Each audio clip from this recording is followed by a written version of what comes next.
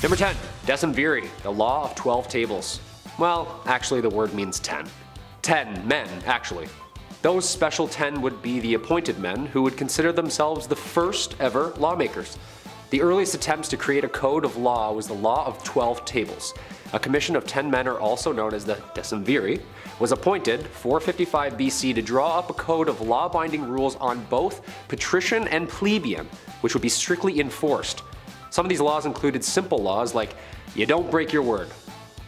If the army or king calls on you, you gotta go. And of course, if you hit or hurt someone, you get hit or hurt back. And you owe us some money. This system was the first in its place, holding people responsible for the things that they did and said in Rome. Strategic, fundamental, and important laws like, hey, no crying at funerals, alright? You burn my corn, I'm gonna burn your corn, and I get to burn you. And yeah, no meetings at night. It's dark. Okay, so they missed their mark on a couple of them, but a couple of those laws still stuck around. Number 9. Field surgery.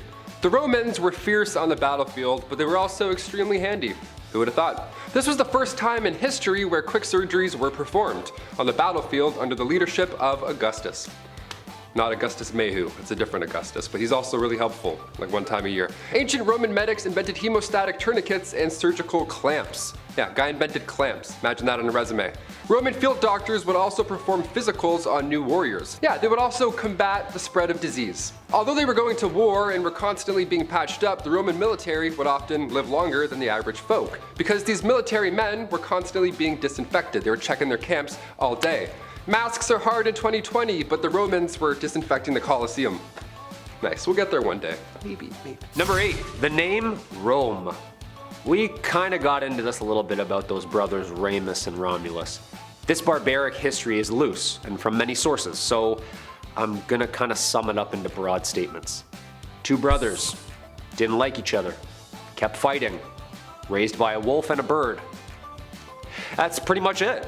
We have seen what these two have looked like. Every statue and painting of these two is always like one of them stone cold Steve Austining the other one. One built a wall and the other mocked him and jumped over that wall, and then there was only one. I feel like I made a sandcastle once and Taylor stepped on it, and I can absolutely see how the city was formed. Flawless victory. Yeah, that sounds like brotherly love to me.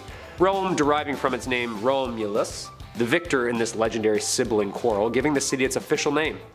Hey, you got the god of war as your dad, and the mother of all gods and goddesses as your mom?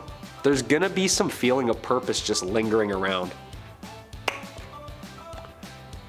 Guess I could just make a wall. And with a couple drywall holes later, with the death and defeat of his brother Remus, Romulus claimed his position as king and named the city after himself. Selfish much? He ain't heavy, baby. He's my brother. Number 7. Daily acts. In a time before Twitter or Facebook, how else do we get our fake news, right? How do we share our aunt's nonsense? How do we do it? 131 BC, this marked the first time a newspaper was ever used. Well, they're referred to as daily acts at this point, or acta diurna. The saying, written in stone, couldn't have been more historically accurate in this case. See, these texts containing information on military or civil issues, death notices, gladiatorial events, you name it, these were commonly written on metal or stone. Your morning news etched into a stone. Imagine the crossword section in 131 BC. Hey honey, who's the neighbor in Simpsons? Flanders, nice, that's it. Ping, ping, is that an F? Ping. It took time and effort. It was exhausting just to get one notice out to the public. So you best take these notes seriously, okay? Imagine YouTube comments written in stone. Took a guy 6 business days to write it, so he meant it. Number 6. Julius Caesar. Julius Caesar was a Roman general and statesman, a member of the first triumvirate. Caesar led the Roman armies in the Gallic Wars, which, well, we've seen and heard about these battles that Julius Caesar led. It's the organized outfit of shiny metal and red, moving slowly and swiftly through the Gauls like a man-made tank before defeating his political rival Pompey the Great, another military leader, and also the husband of Caesar's daughter Julia. Okay, there it is, yeah. That's why he became his nemesis. Political differences. Yeah. Due to these ongoing internal civil wars between the two leaders, Julius Caesar eventually killed Pompey in battle and became dictator of Rome. This was until his assassination in 44 BC. Oh, mighty Caesar, dost thou lie so low? Are all thy conquests, glories, triumphs, spoiled, shrunk to this little measure? Ah, fairly well. Antony, Act 3, Scene 1. Hey man, eye for an eye.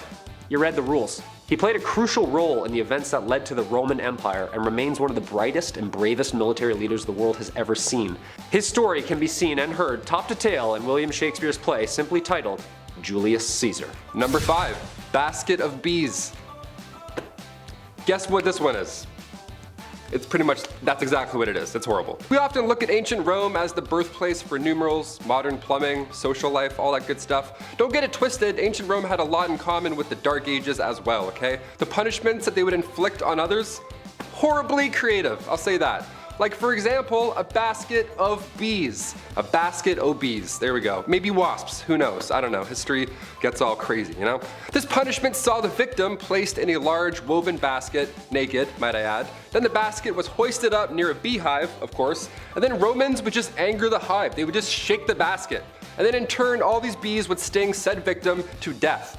This was meant to be a long and painful death, but eventually, this is how humans realized folks were allergic to bees, because they would meet their demise a little too fast, you know? Romans would be like, what happened? What's going on? Are we going home now? That's it? Number 4, the Colosseum. They say Rome wasn't built in a day, right? Right? No, I'm asking you, I don't know, that's a saying, I think I've heard that somewhere. The word Colosseum is a Latin noun formed from the word colossus, meaning gigantic. And it's huge! It once held more than 50,000 people at one time or another. That's literally the Yankee Stadium. This oval stadium was built from cement, limestone, and volcanic rock. Yeah, that thing ain't going anywhere. Historians and archaeologists are still discovering and unearthing secrets of this site. In fact, most of Rome still hasn't even been dug up yet. What? That's right. In fact, only about a tenth lays discovered, with the other 90% still somewhere around 30 feet below street level. Who knows how many wonders of the world lay unearthed. The Colosseum, also known as the seventh wonder of the world, lays megalithic, 615 feet above the ground at the center or heart of the city. It is the largest ancient amphitheater ever built, and it is still the largest standing amphitheater in the world today despite its age. Its use for the last 1,000 years were rampant with events, festivals, and would even flood its center to reenact naval wars with real ships. How did they get those things in there? I bet that's how they made the bottle and the ship thing, just kinda. And all that water? Just a guy with a giant hose? Yeah, go ahead, turn it on. Yeah, we're gonna be here a while, guys. We gotta push the play. Number 3, boot and rally.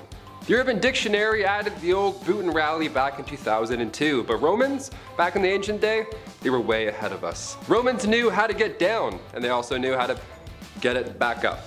Yeah, ancient Romans would boot and rally in order to continue eating and drinking. What would normally be a red flag at any house party or event was a sign of respect back then. These banquets, these were social events, okay? They were nothing like Tyler's toga party last Halloween. It's not the same at all. Same amount of puke, not the same theme. Attending these parties was a sign of social standing, so you wanted to be around the longest. You wanted to drink the most, dance the most, converse the most, and also, yeah, puke the most. No playing around in Rome, okay? I wouldn't last 2 hours at one of these. Kyle knows what's up, he's seen it. I bring Tums to the bar now, you know what I mean? I'm always prepared. The solution in ancient Rome was actually quite simple, long before Tums. See, what you would do is, you would excuse yourself from dinner, go across the hall to the vomitorium, then you would grab a feather, any feather you like, and then you would just go, and then put it back, and then go right back to dinner. And then enjoy more lobster, because, hey, now you made room. Number 2, gladiators. If you've seen the blockbuster hit Gladiator with Russell Crowe, my name is Maximus Decimus Meridius, then you absolutely nailed it, because that's pretty well it. A stew of slaves, lawbreakers, and ex-soldiers, the Gladiator games were one of Rome's most brutal and vibrant live events. Gladiators would be held underground under the Colosseum until they would be called upon to spill the blood of both man and animal in sport. Fighters would be matched based on their size, previous record, skill level, style of fighting, and years of experience, just like the professional contact sports today. Fighting out of the red corner at 195 pounds, the reigning victor, Spartacus! Oh, you're Spartacus? Oh, sorry. No, you're Spartacus. Okay. But it wasn't all thumbs down for these fighters. Gladiators were the celebrities of their time. Yeah, you can take that. There you go. Okay, one. We'll do one. Some gladiators even fought years after earning their freedom. Those years did not seem to be that long, with the average lifespan of the gladiator though living just to their mid-20s. I mean, it's pretty physical. The event was not just to kill your opponent. In fact, months of training and preparation was had. There was more of a spectacle of sportsmanship then, most of the time wounding their enemy, which would lead to the slow demise of a fighter, usually ranging between anywhere from 8 to 10 fights in their whole career. Come on, dude. 50,000 people cheering you on at the Yankee Stadium? Kyle, Kyle, Kyle. Oh, no. And finally, number 1, fast food. Imagine getting a Happy Meal in 45 BC. You just get a toy of like Spartacus, just, oh, that's nice, I'll put it on the window. Romans were indulging in fast food before the eruption of Mount Vesuvius in 79 BC. They were having a good time until they weren't. Archaeologists recently excavated a thermopolium in the ruins of what was once thriving city of Pompeii. We found the snack bar in 2019 and it's since been reopened. Yeah, you can now pick up shifts once again at this restaurant that was open thousands of years ago. As of last August, the restaurant, located at the intersection of Silver Wedding Street and Alley of Balconies, they would serve pork, snails, beef, fish, you name it, and the corner also doubled down and crushed fava beans, more often than not mixing them with wine. So it was a good time, it was social. This was bumping on a Saturday night. The closest thing we have to ancient restaurants in Canada now is like coffee time.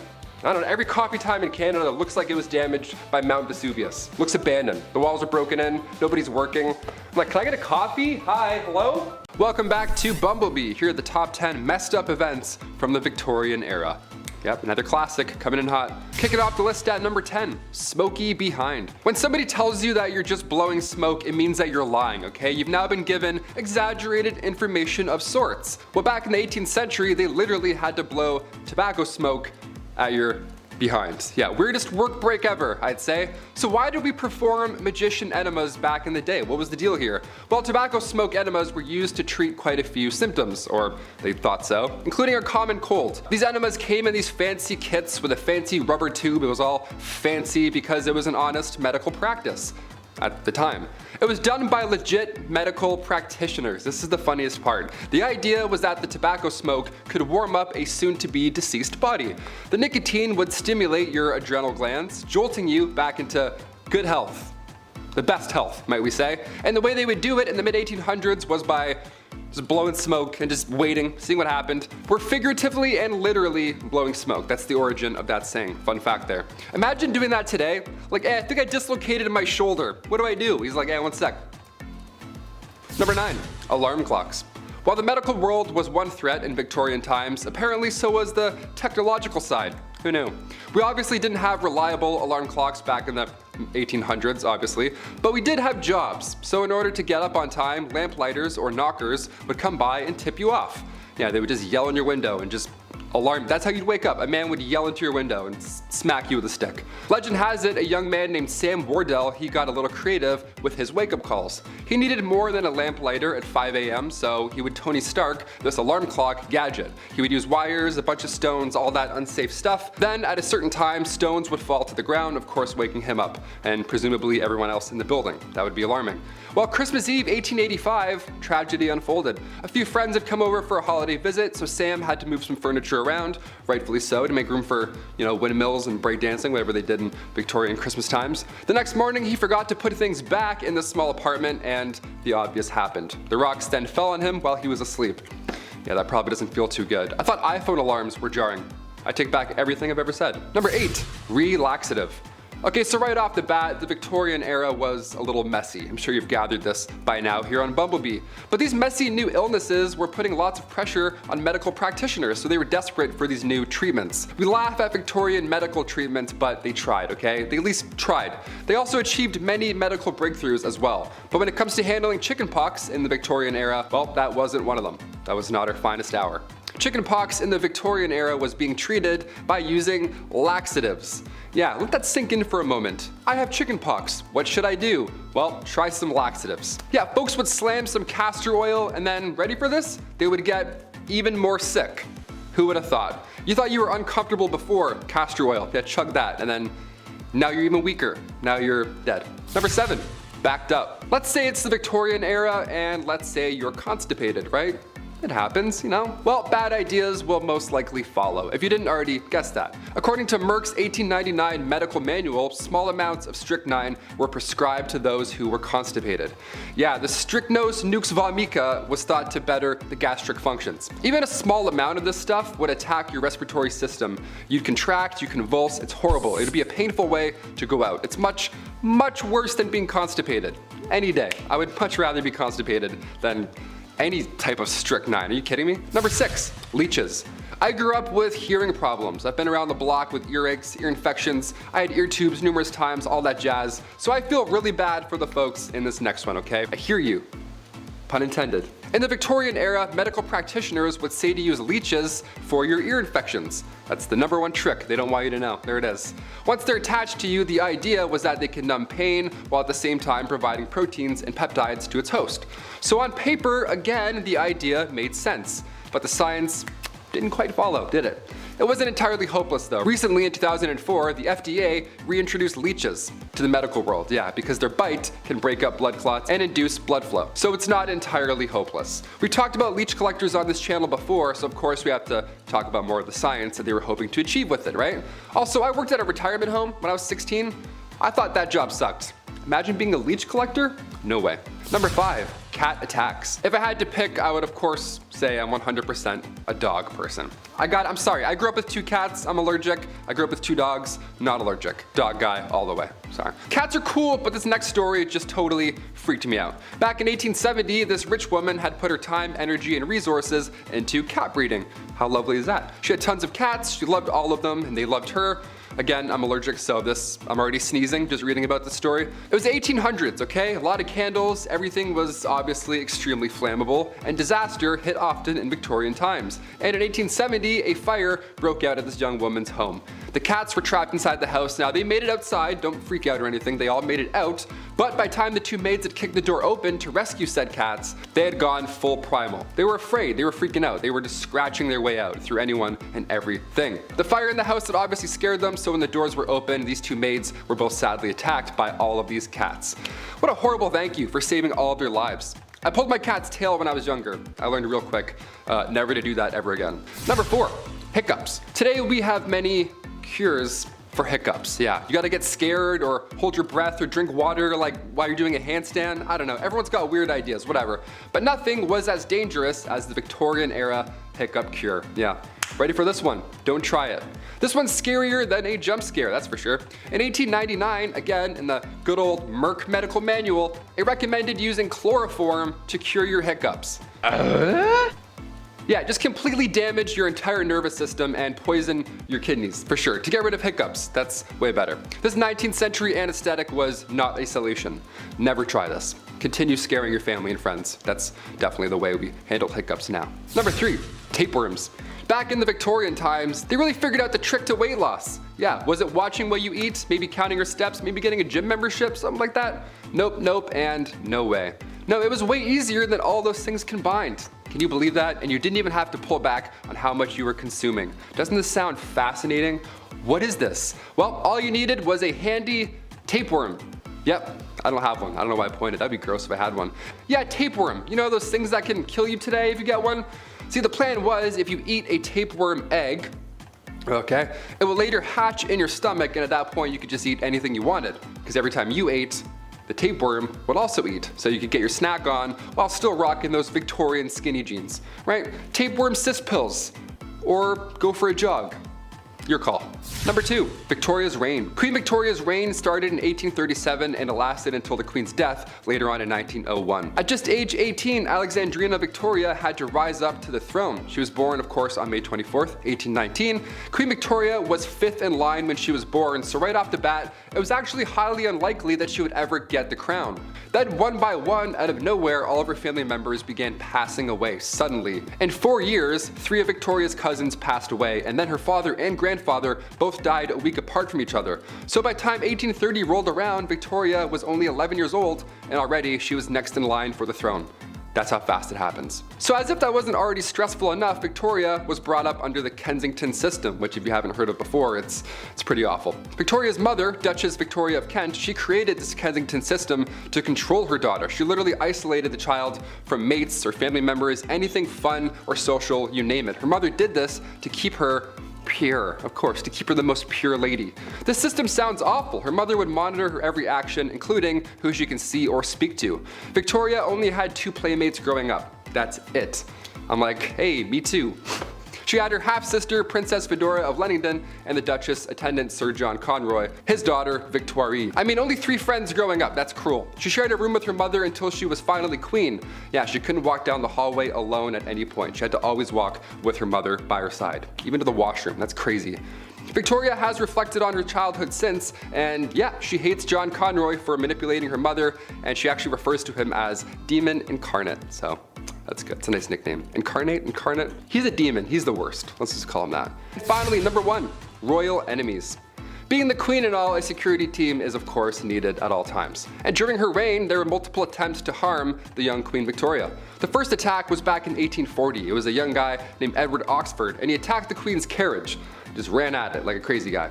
Obviously, and thankfully, nothing happened. But when Edward was later accused of high treason, he was actually found not guilty due to insanity. Then a couple years later, in 1842, it happened again, but this time it was 2 men attacking the carriage. And then in 1849, her carriage was attacked by William Hamilton.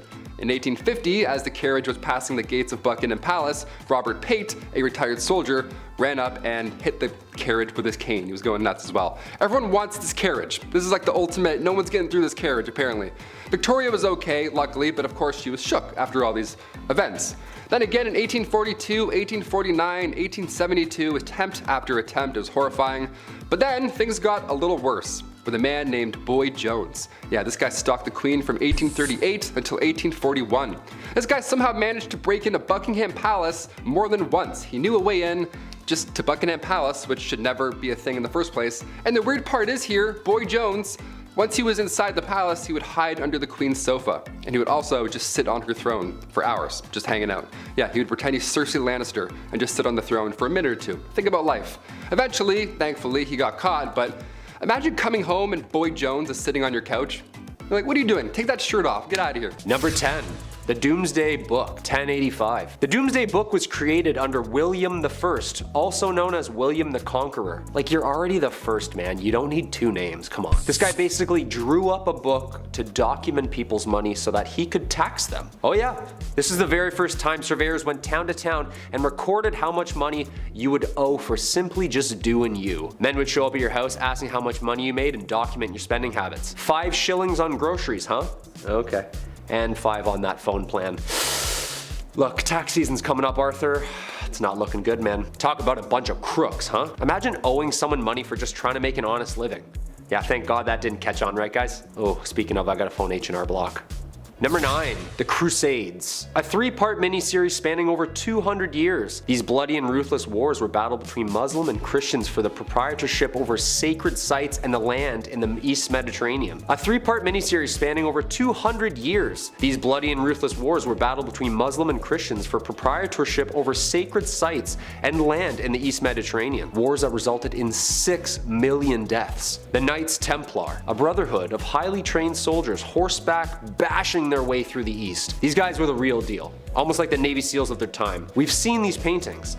The elite fighting force with the red cross painted on their chests. I wonder if they had to do a Hell Week. These soldiers were the most trained and savage fighters in all the Christian armies. Richard I leading the 3rd and final crusade, earning him the name Richard the Lionheart. Back then the names were always something so aggressive and scary. It was never like Richard the Clownfish or Henry the Pygmy Goat. No, we need fear. Way more fear. Number 8. The Magna Carta. The year's 1215. We need some laws, people. This document was one of its kind. A document setting out the laws and limitations from the common man to King John himself. A legal system written down so that there are clear do's and don'ts. No free man shall be seized, imprisoned, dispossessed, outlawed, exiled, or ruined in any way, nor in any way proceeded against except by the lawful judgment of his peers, and the law of the land. Did you get all that? Write that down. Except women. They don't have laws. And they can't act in plays. Sometimes people needed to face the music. And even animals. Huh? That's right, animals. Being tried in a court. A lively and popular event trying any law-breaking animal from goats to pigs to even chickens. Ladies and gentlemen of the court, did you, Mr. Feathersworth, peck the floor, yes or no? Objection, Your Honor, leading the witness. My brain can't fathom this, guys. Number 7, the Battle of Bannockburn. This infamous battle between Scotland and England was one of the most important battles of the Middle Ages. The end of the bloody war for independence. Basically, Scotland was like, yeah, we're gonna go over here and roll our R's. The gruesome wooden wars were caused by the English invading Scotland in 1296. A leader slowly rising the ranks, William Wallace, the guardian of the King of Scotland himself, holds off the English forces and is knighted a hero to Scotland. Unfortunately, like every hero back then, he was also hated. He was captured, hanged, drawn, and quartered. Like, why do you have to do all that after he dies? Like, he's dead. Not fun. The battles between Scotland and England ended in 1314 with Robert the Bruce securing Scotland's independence, adding like 45 more dialects to the UK. Freedom! Number 6, the Black Death. Ooh, talk about a curveball. The year's 1348. People are saying things like, don't let the bed bugs bite. Clearly not a very clean and safe time. The Black Death, aka pestilence, aka the Great Mortality, or simply known as the Plague. Single-handedly the worst pandemic ever recorded in history, wiping out somewhere between 70 to 200 million people. Ooh, now I get where bless you comes from. Someone sneezed back then and everyone's dead at 14. This is where we see those doctors in the terrifying bird outfits with the long noses stuffed with garlic and herbs. Excuse me? Yeah, he's not wearing a mask. I'm just trying to watch a cat publicly get skinned. Yeah, 6 feet please. Some doctors prescribed urinating on a person so that the bad smell would drive out the infection. Can you imagine? Just a doctor writing you up a script and go ahead and pee on yourself about 4 to 5 times a day. Take with food. Should be gone early next week. And just let me put my mask back on here before you leave. There you are. The plague started in Europe in October 1347 when 12 ships from the Black Sea docked at the Sicilian port of Messina. Most sailors aboard the ships were already dead, but those who were still alive were covered head to toe in black boils that oozed pus and blood. Ugh. Sometimes the Black Death included fever, chills, vomiting, diarrhea, temporary loss in motor skills, and then, of course, death. Number 5, Joan of Arc. Finally, a woman in the Middle Ages. Who'da thunk? Joan of Arc was considered and still is revered the heroine of France for her role in the Siege of Orleans during France's 100-year war with England. Joan of Arc, a peasant with faith on her side, had believed that God had chosen her to lead France in victory against England and had spoken to her since she was young. At only age 17, she had stolen men's armors, a white horse, and like a Valkyrie riding into battle, she had convinced an entire army that she was appointed by God to win. And then did! That's the most badass thing I've ever heard my entire life. After such a miraculous victory, her reputation spread among France, and upon her capture and death at 19, the Maid of Orleans herself would forever live on as one of the greatest saints and symbols of the country of France. Number 4, Henry V. Another war? All these people do is kill each other. Does anyone fish? Or golf? No one, huh? Just swords and heads, swords and heads. A history itself. This time, England beats France. King Henry V, Prince Hal himself, leans into his kingly duties, demolishing France in what Shakespeare would delve into years to come. The Battle of Agincourt is one of England's most celebrated victories and was one of the most important triumphs in the 100 Years' War. Then should the warlike Harry, like himself, assume the port of Mars, and at his heels, leashed in like hounds, should famine, sword, and fire crouch for employment. Henry V, prologue. Good stuff. How come these guys didn't just like rap battle or play soccer or something? Like, an arrow right through the chest is way worse than a red card, just saying. Hey, speaking of soccer. Number 3, mob football. I'm not talking about the mafia. Put 1,000 on Brady, would you? I'm talking about mob football, also known as folk football. It's just like our modern day soccer. Town versus town.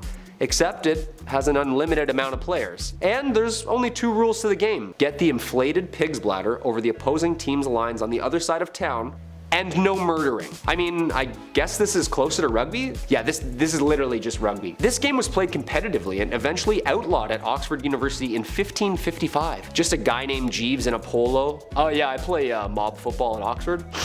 Yeah, I'm I'm also in a frat. This game got so out of hand it was banned numerous times in England. There is great noise in the city caused by hustling over large balls from which many evils may arise, which God forbid. We command and forbid on behalf of the king, on pain of imprisonment, such game to be used in the city of the future. Thankfully, this game has calmed down over the years and now has become the most popular played and watched game across the world. Go Liverpool! Number 2, the printing press. The printing press is a machine that was designed for the mass printing of text, mostly in form of books and newspapers. With an unknown date of origin, first invented in China, this machine, designed in the 15th century by Johannes Gutenberg, was a revolutionary new form of writing which would only change the direction of history with the mass production of uniform text. Long story short, people didn't have to get the world's worst wrist cramp writing Hamlet over and over again. To be, or not to be, 86 more folios?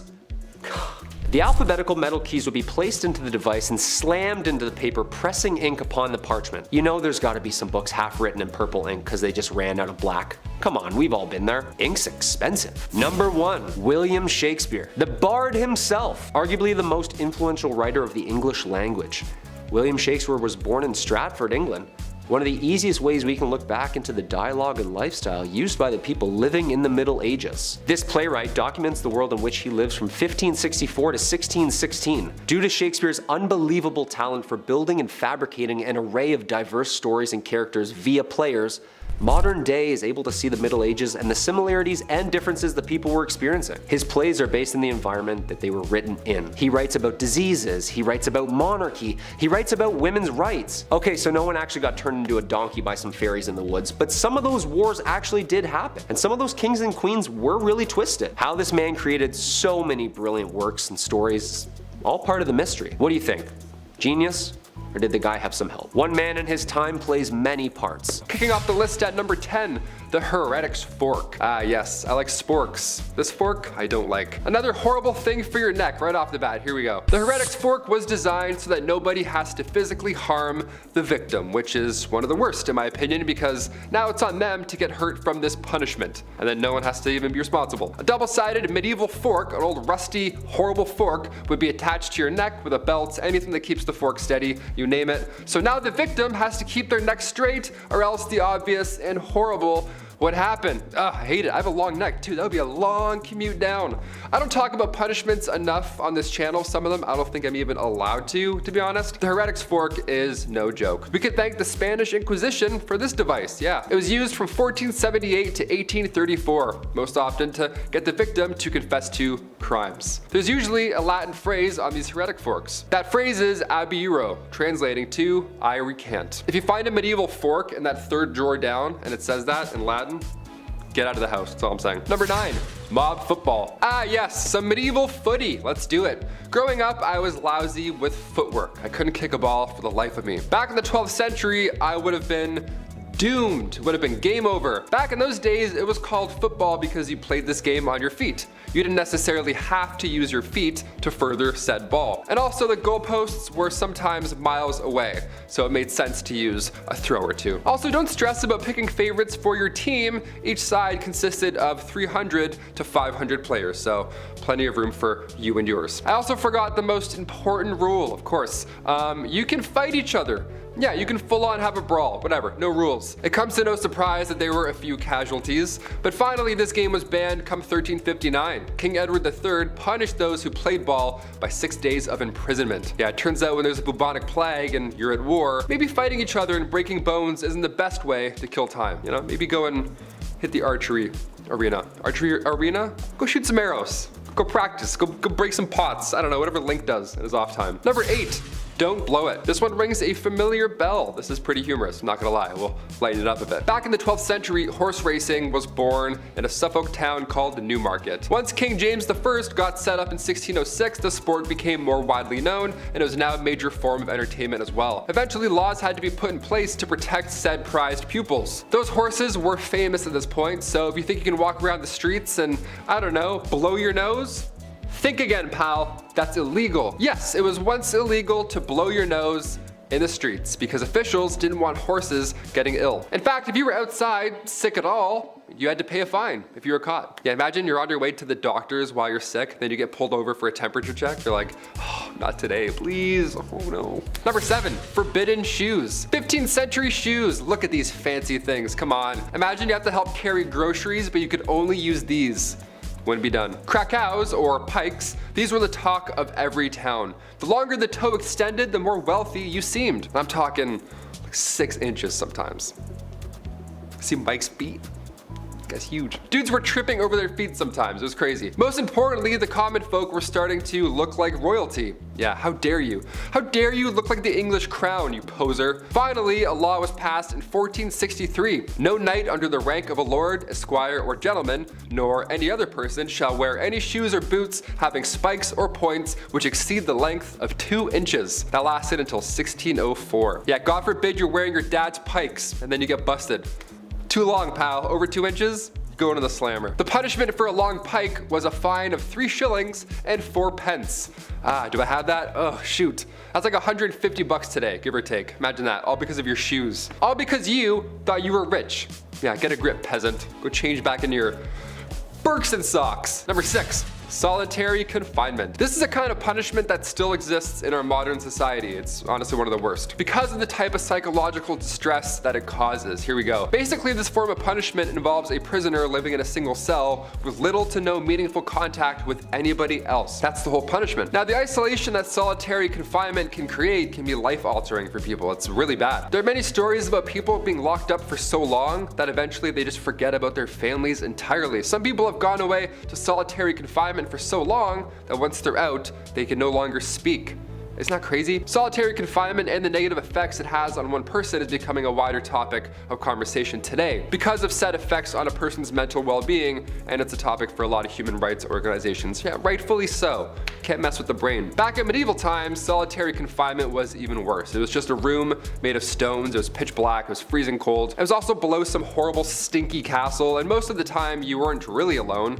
No, there were some hairy creatures nibbling away at your toes, but I'll save that for the end. That's pretty horrible. Number 5, medieval tennis. Not to be confused with Mario Tennis, although that's probably just as hard to play, if we're being honest. Medieval tennis was introduced in 1485, and just like the other insane ball game we covered today, this too was eventually banned. Yeah, that's how you know it's a good one. If you weren't a noble, you couldn't play tennis. You weren't allowed to. You could only play if it was Christmas. Yeah, so you better write that on your wish list. Many believe tennis was disrupting labor and encouraging violence and gambling. Yeah, tennis encouraging violence. Imagine that. Tennis was eventually referred to as the sport of kings because both King Henry VII and VIII were actually pretty good at it. Yeah, they're like Venus and Serena Williams of medieval times, only not athletic and not nice and also not good at tennis. I mean, why else would you ban the sport, really? Let's be honest. Number 4, one meal deal. Okay, so obviously food was a little sparse back in the medieval age. Uber Eats wasn't around yet, but you know what was?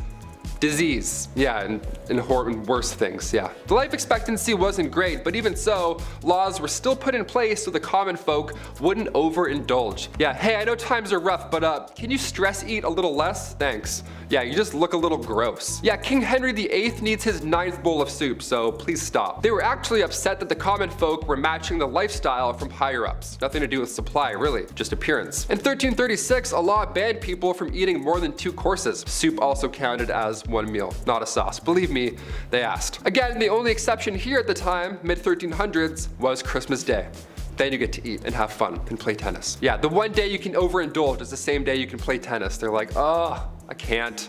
Now I can't. Number 3, the thumbscrew. A little less graphic, but still a horrible specific device used for punishments, dare I say. The thumbscrew was used in the Middle Ages to get somebody to spill information or confess to a crime they probably didn't even commit in the first place. We didn't have anything else to detect lies, so these soldiers would make horrible devices to get you to spill the beans, or lie and say you did, and then we can go home. This was one of the best cases, really, the thumbscrew. It was also known as the thumbkin, and it would slowly crush your fingers, obviously. Just looking at it, you're like, does it do what I think it does? Yeah, it does. This, of course, turned into the knee crusher, or even worse, the head crusher, which I obviously don't need to explain. Yeah, the classic medieval fork. Now they're getting creative, advancing their gadgets. Nice, we love it. I can't even imagine the knee crusher. That alone, no thank you, let's move on. Number 2, the cake test. Of all the nonsensical tests performed during the Salem witch trials that we covered in part 1 and 2, this one takes the cake. Yeah, pun intended. I did that on purpose. It sounds delicious, but in reality it was just spreading the disease even more. This was a popular method of seeking out witchcraft in England as well. See, they would make a cake out of, well, you guessed it, rye flour. Remember that, rye flour. And then they would add a little bit of urine from the accused witch. Yeah, I'm more of a chocolate cake guy myself, not a big fan of urine cake. But hey, who knows, maybe I'll change. But don't worry, nobody ate this cake, just an unfortunate village dog. Yeah, sad thing. They would feed this cake to a good boy, and then if the dog showed the same witchy symptoms, you know, being sick from said rye, then the town knew for sure that the accused was guilty. I just really wish one villager was like, maybe it's the pea. I'm just saying. Number 1, rats. Another Game of Thrones classic to finish off our horrible part 3. If you're a rat person, I know there's a lot of people who do tricks with their rats and stuff. That's great, but cover their little eyes for this one. This is horrible. Get them out of here. Rats were used as a medieval punishment. Where do I even start with this one? It was a punishment for the rats too, really. This is a 2-for-1 when it comes to pain. What was once called a rat trap involved a man being tied down to something, and then a metal enclosure or bucket being strapped to his abs or his chest. Inside this enclosure, there are rats, which the strapped down person can feel walking around in their skin. And then that's when the person, and still in the punishment, begins heating the other side of the metal enclosure, and historically hot coals were usually placed on top, which of course very quickly creates a hot environment for the rats inside. And many of you see where I'm going already, and you're like, ooh, yep, it's gonna happen. From here, the rats begin to frantically search for a way out, the softest way out, because just like us, they have survival instincts. And the metal enclosure is too hard to bite into, but a human's flesh, that's definitely not. Horrible, huh? Yeah, that's history. Starting off with some geography, we got Lake Nyos. How can a lake kill 1,700 people? Well, though it sounds too insane to be true, it did indeed happen. Located in West Africa, the lake itself is deceptively beautiful. However, on August 21st, 1986, a mysterious cloud burst from the lake. It flooded towards the village and suffocated 1,700 people and animals. Nothing survived the event. The reason this happened is because beneath the water there is a pocket of magma that leaks carbon dioxide into the lake. The CO2 stays dissolved in the water due to the pressure of the 650 feet of water on top of the magma secretions. Crazy, so kind of like a pop bottle with an invisible lid. Until one day, that lid popped. On that day, the lake abruptly depressurized and the CO2 exploded into the air, causing the devastating event. Today, pipes are used to siphon the CO2 out from the bottom of the lake in order to prevent this from happening again, but imagine when it did happen, it must have felt like some kind of magical grim occurrence. For sure. Number 9, the Salem Witch Trials. If you follow me on MA, you just know how much I hate the Salem Witch Trials. I hate them so much, okay? It's an event in history that is so inconceivably stupid, it's hard to believe it actually happened. The Salem Witch Trials occurred in Massachusetts between 1692 and 1693, where more than 200 people were accused of witchcraft and 20 were put to death. It all started because the daughter of Reverend Paris, Elizabeth, who was 9, and his niece, Abigail Williams, same age, started having fits. Another girl, Ann Putnam, age 11, started having them as well. The supernatural was blamed, and soon the girls began accusing everyone they could, mostly people the town didn't like. Basically, if you confessed and you wanted to be saved, then you weren't executed, but if you were accused and didn't confess, you were killed. The paranoia was so bad that once you were accused, you couldn't escape this guilt they put on you. It was insane. But after the paranoia finally subsided, the colony admitted that they probably made a mistake and compensated the families. Like, yeah, oops, might have gotten a little carried away there. Wow, whew, I got excited, sorry guys. Here's some money. The Salem Witch Trials today represent what happens when paranoia rules a courtroom and the whole thing still beguiles the world even 300 years later. Number 8. Unsinkable Sam. On a happier note, this is the kind of story that makes people believe that cats have 9 lives. Unsinkable Sam was the nickname for a cat who survived several shipwrecks during World War II. His tale begins aboard a German warship called the Bismarck. Among the 2,200 soldiers was a black and white cat that somehow snuck aboard board. One day, the Bismarck was decimated during an attack, and while the HMS Cossack was looking for survivors, they saw Oscar the cat, name at the time, seeking refuge on a plank, like Jack from the Titanic. They hauled him aboard, but then several months later, the Cossack would be decimated. That's shipwreck number 2. This time it was the HMS Ark Royale who spotted him and was then dubbed the name Unsinkable Sam. And then, shipwreck number 3, months later, as you can guess, the Royale was torpedoed, and once again, Sam was saved by the HMS Legion of the British Royal Fleet. Finally, this seafaring feline retired to land and later died in 1955. Number 7, Nellie Bly. Nellie Bly is a woman right out of a Jules Verne novel. In fact, you would think so if she hadn't met the man himself. In 1889, Nellie Bly took on a record-breaking voyage by traveling around the world in just 72 days. Her means of travel included a train, a steamship, a rickshaw, horse, and donkey. Her goal was to beat the fictional record set by Verne's hero Phileas Fogg in his 80-day Odyssey. An event like this already appeared as a myth to the men of the time. Her editor at the New York World nearly refused to send her because her gender would make the trip impossible. No one but a man could do this, he told her. Very well, she replied. Start the man and I'll start the same day for some other newspaper and beat him.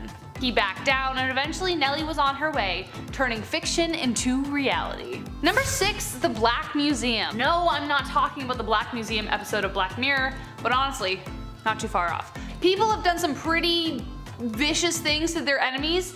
There's a long list, but imagine turning your enemies into a permanent dinner guest.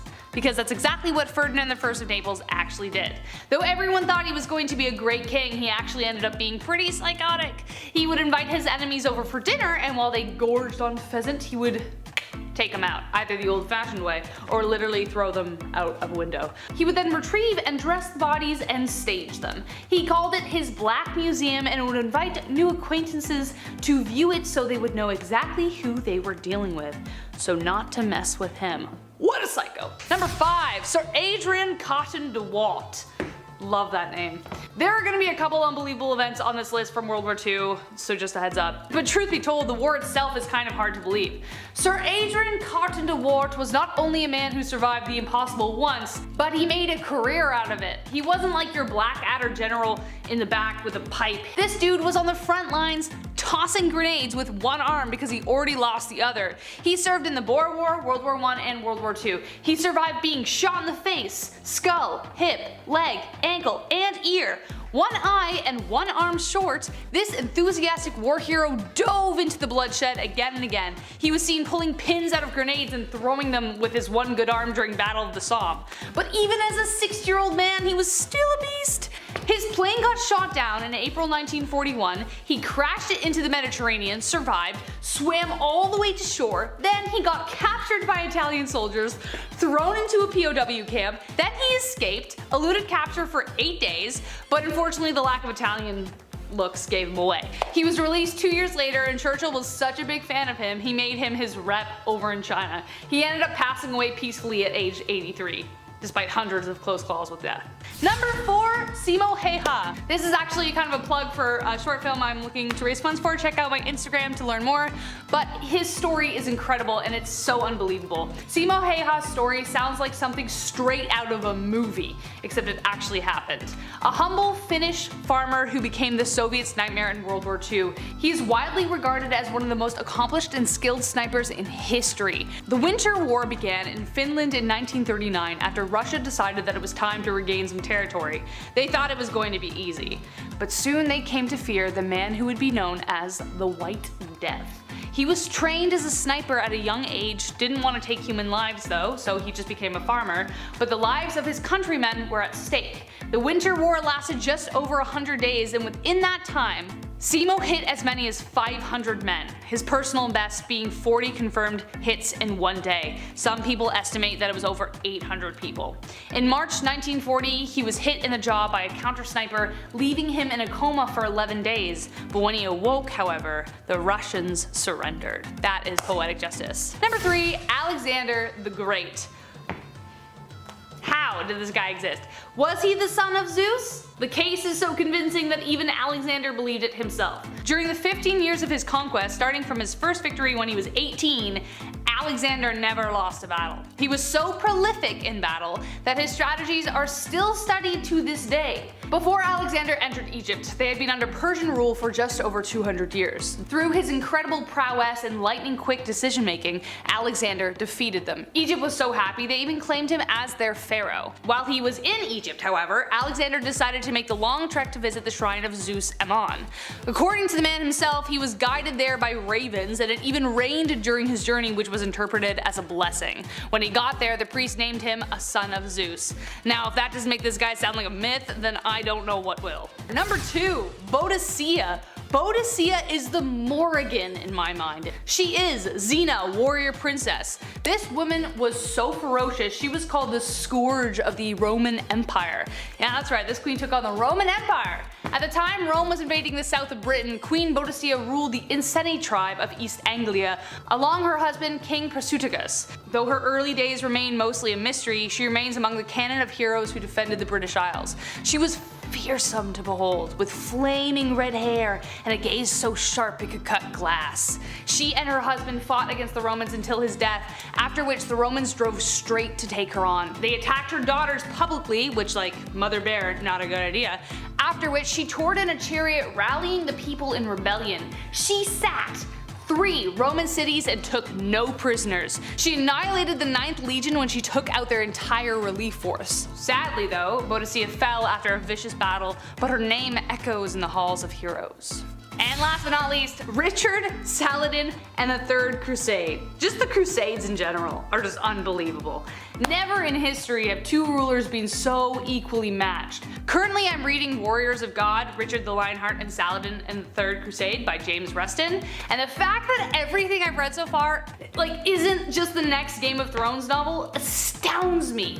These 2 never met because Saladin believed that kings should not go to war if they had met, but because they were fighting over the Holy Land, war was kind of inevitable. But while Saladin did not engage in warfare, Richard dove right in the middle of everything. They both had such incredible admiration for each other that in the middle of battles, they would send each other gifts. Like, I don't understand.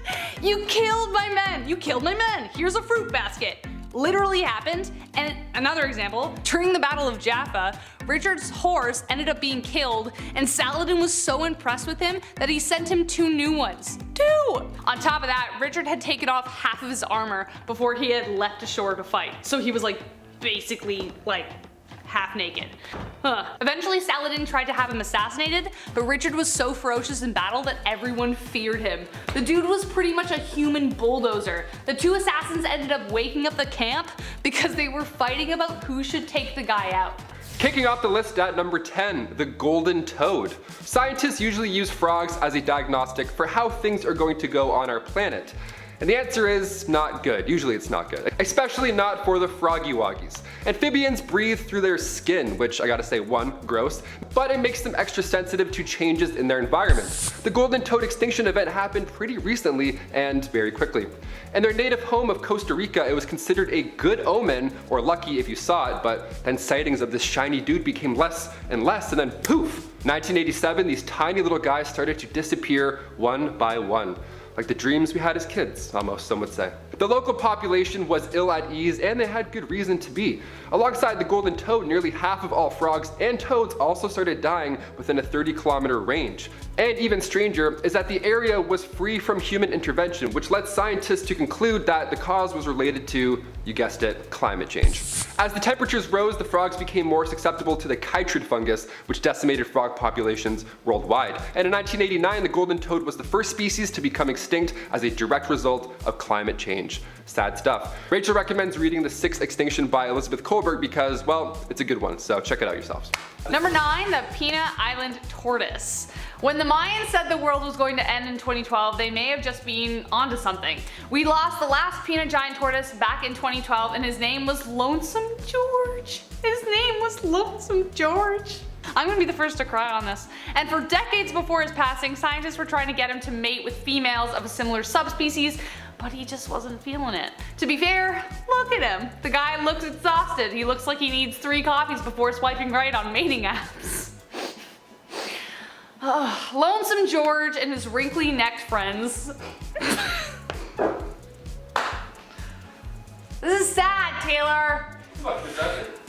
Lonesome George and his wrinkly-necked friends weighed in at about 400 pounds, growing up to 6 feet long. Again, this extinction comes back to us humans with the use of tortoises as an onboard food in the 19th century and the goat population of Pinta Island growing rapidly during the 60s and 70s. These tortoises ran out of food.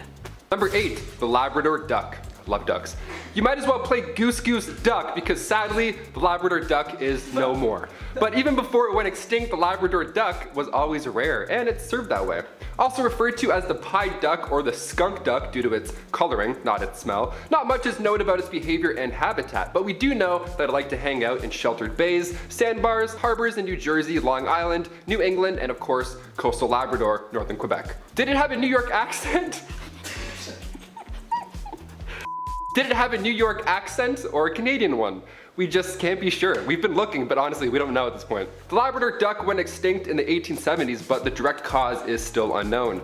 Was it eaten to death? We don't know. The bird was known to taste bad, but was pretty cheap for meat at the market, so that could be one possibility. But the ducks were actually hunted for their feathers more than their meat, and their eggs were harvested as well. Another reason is that they were often in competition with us over their main food source, which were, as you would have guessed, mollusks.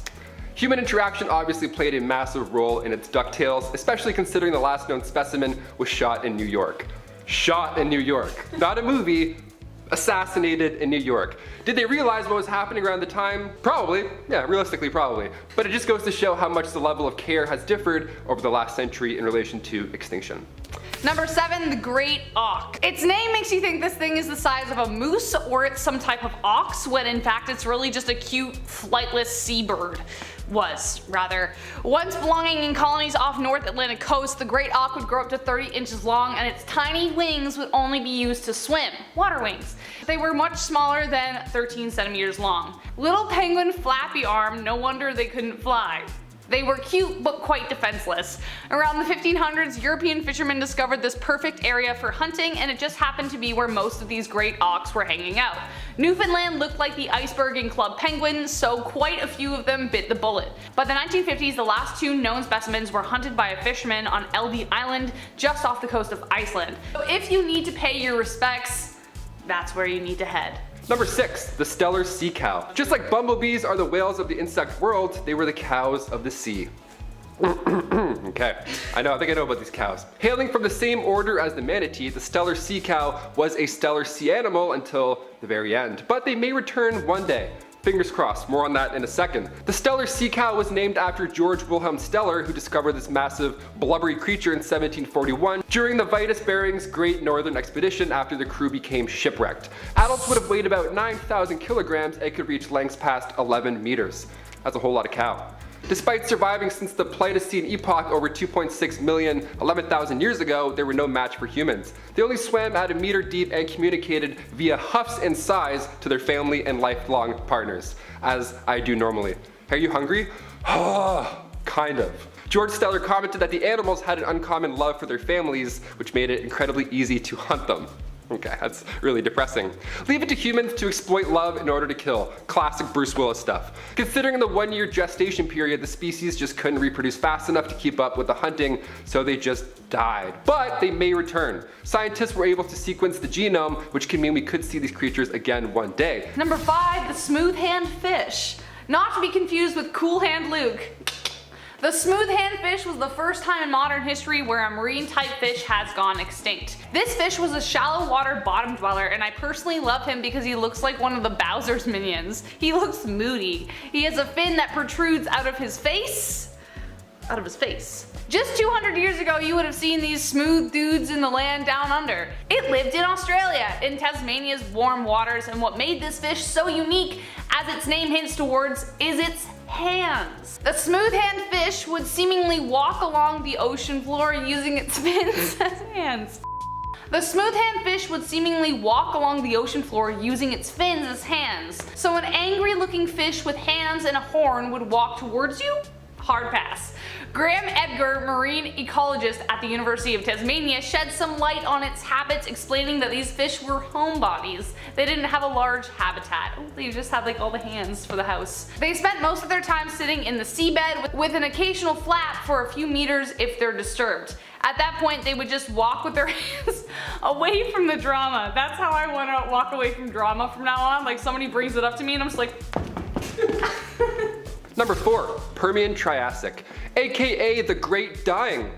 Okay, what a nickname, love it. And one of the most mysterious extinction events on this list. Let's talk about it. The Permian Triassic extinction event destroyed the vast majority of life on Earth over 250 million years ago. Life was booming and then silence. Scientists have been boggled and bamboozled for years, but these pieces may finally be coming together. This event is not to be confused with the death of the dinosaurs. That's a different thing, which is still not as sad as the film The Land Before Time. No, this was an event so great that trees, plants, lizards, proto-mammals, insects, fish, mollusks, again, always mollusks, and then microbes didn't see coming. No one saw this coming at all.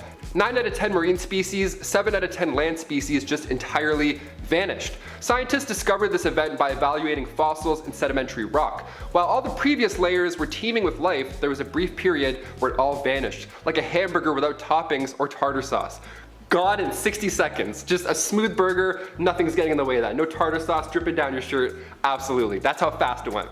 There are 2 explanations in the running. One was that it was due to a massive volcanic event, and 2, of course, an asteroid. But so far there have been no traces of either. One hint is the massive anomaly in Wilkes Land, Antarctica. NASA spotted gravitational changes which indicate an object of immense size sitting in a 300-mile wide crater. A massive object over 151 miles across and dives about 2,700 feet deep beneath the ice could be the massive rock that reset the world 250 million years ago.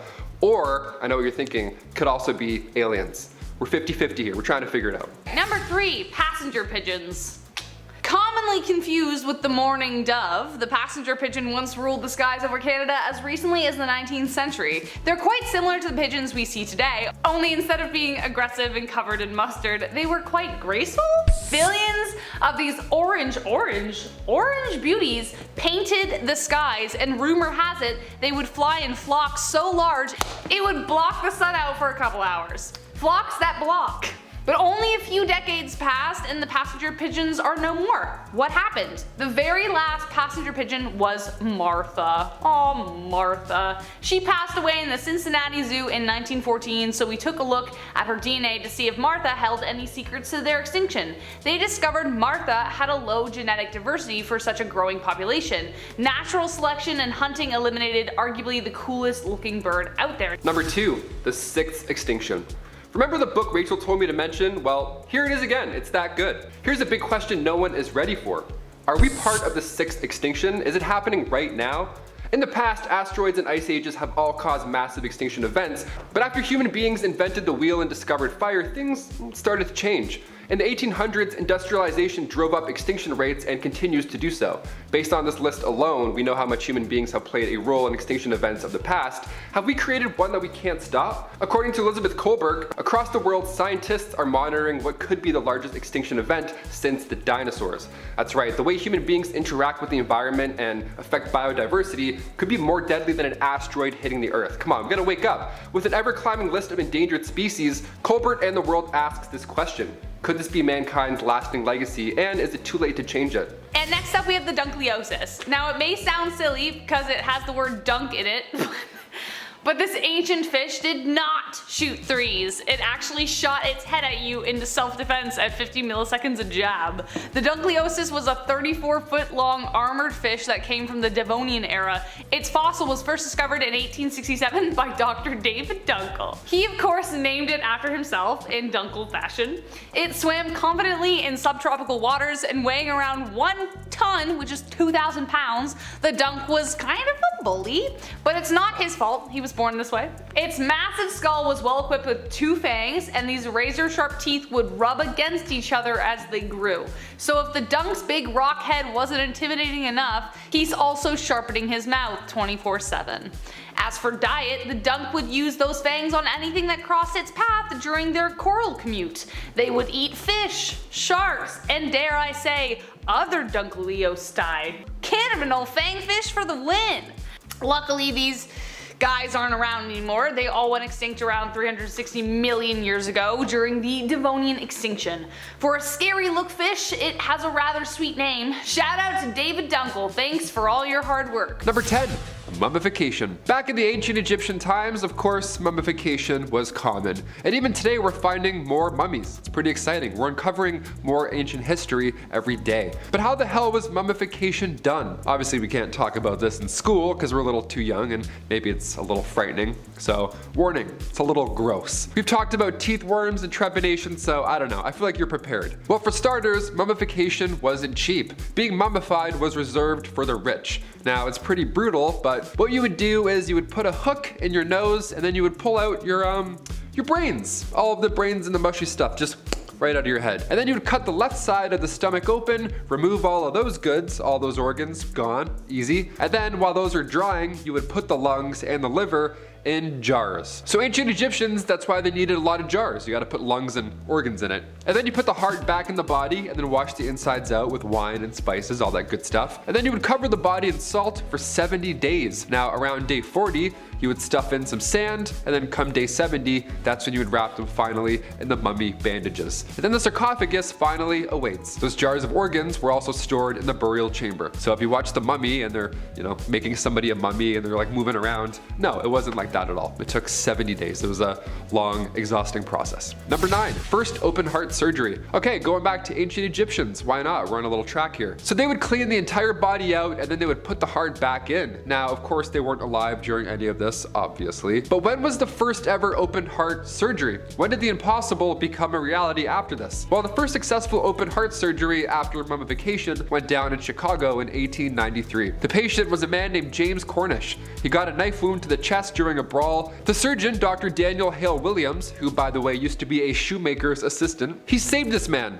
This is how he did it. In the city's first interracial hospital too, might I add, there weren't many textbooks on this type of operations at the time, so the odds of survival here were low. In fact, there weren't any odds at all, being the first. At this point in time, there were no x-rays, no antibiotics, no anesthesia, and also no problem. Apparently, using just a scalpel, Dr. Williams cut through his chest, weaved through nerves, muscles, ribs, you name it, until eventually he closed a severed artery near the heart. Now, Cornish survived, and come 1894, Williams was promoted, obviously, to chief surgeon at the Freedmen's Hospital in Washington, D.C. Yeah, I didn't remember hearing those details in school. Probably would have fainted at my desk. Number 8, Bridget Bishop. Okay, getting some witchy nonsense for this one. Back in 1692, 500 people lost their lives due to smallpox. This happened after Europeans brought the disease to North America, and in result, you would get covered in these sores, these pimple-like bubbles. It was really uncomfortable. So rather than recognize the situation as symptoms from a disease, the people of Salem at first thought, oh, they're probably cursed, they're probably witches, hence why they're acting odd. The small Massachusetts village began this wave of hysteria with 2 young women, Betty Paris and Abigail Williams. They started to show signs of the disease. They were convulsing, acting strange, talking nonsense. Obviously, they were extremely ill. And so the village doctor, William Greggs, just said, I think they're bewitched. I think there's a couple of witches in our presence. And then other villagers slowly started to show similar symptoms because, science, that's how it works. But at the time, they believed Bridget was the first ever witch, and she was just cursing everybody around her. It was kind of the reason they kicked off the entire Salem witch hunt. It was all because of Bridget Bishop. Over the next few months, around 150 more folks were all convicted, all meeting their similar fate on Gallows Hill. Maybe it was Bridget Bishop, or maybe it was just rye disease. It's now referred to as St. Anthony's fire. You convulse, you experience delusions. It feels like bugs are under your skin. It's horrible. But these doctors didn't know that back then. Everybody just thought they were all cursed, that they were witches. No, they were not cursed. They just needed help. Oddly enough, in May 1693, just 1 year later, the Salem witch trials abruptly stopped. Did the town of Salem run out of witches, or did they run out of contaminated rye bread? I vote the latter. I vote the latter, me personally. Number 7, Malin Matt's daughter. Okay, sometimes in history, humans can be found guilty of practicing witchcraft. This is wild. This was like, Imagine that today. I've mentioned Giles Corey on this list before. He's a brave soul, but we also have to mention Malin Matt's daughter. She doesn't get the light as much as Giles does. It's one thing for a town to turn against you and call you a witch, but imagine family. That's exactly what happened to Malin Matt's daughter. She was a Swedish widow, and her own daughter told everybody that she was a witch. She was the last victim of the Great Swedish Witch Hunt in 1676, also known as the Great Noise. Malin goes down in history because 1, it was thankfully one of the last. But 2, she never admitted. Yeah, she didn't cry out in pain. She didn't beg for forgiveness. She said all this witchy nonsense was hogwash, and she stood by it too. What an OG. She was a champ. She was a badass. Her daughter was actually later found guilty of perjury, so later she met a similar fate. Know what I'm saying? What goes around, comes around. Like a witch flying on a broom in circles.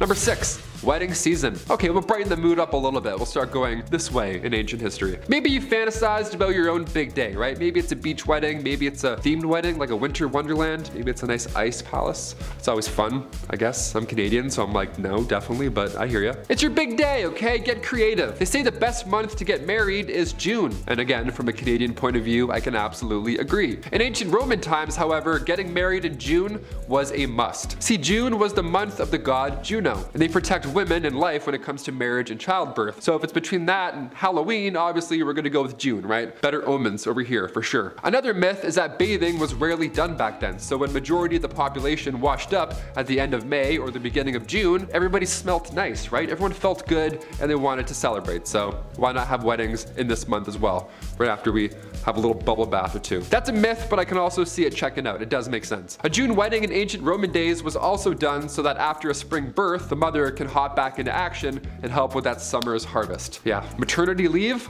Never heard of it, sorry. Welcome to ancient history. It's the worst. Number 5, best man origins. I got asked to be a best man recently, so you know what? I have to share some love. I have to share some ancient best man love. It was a little different back then, that's for sure. Back in those days, the role of the best man normally goes to the guy who's closest to the groom. That's normal, whether that's a brother or a best friend. Back during the time where women were married off like property, the role of the best man was very different, and it was all about protecting one's assets rather than, you know, anything to do with love. Back then, bride kidnapping was so common that if there was somebody else who wanted to marry someone who was already promised to send someone else, they might try and steal her for themselves, right? It's awful. That's where the best man comes in. He's gotta watch for dudes hopping fences ready to steal your wife and run away. The best man's job was to protect the bride at all costs. And if she was stolen, the best man would be the one to enter whatever battle or duel was necessary to get the bride back. The best man was literally there to be the best fighter. That's wild. The best man was also there to watch over the bride to make sure she didn't try and make a run for it as well. It sounds okay at first, and then you're like, oh no, it's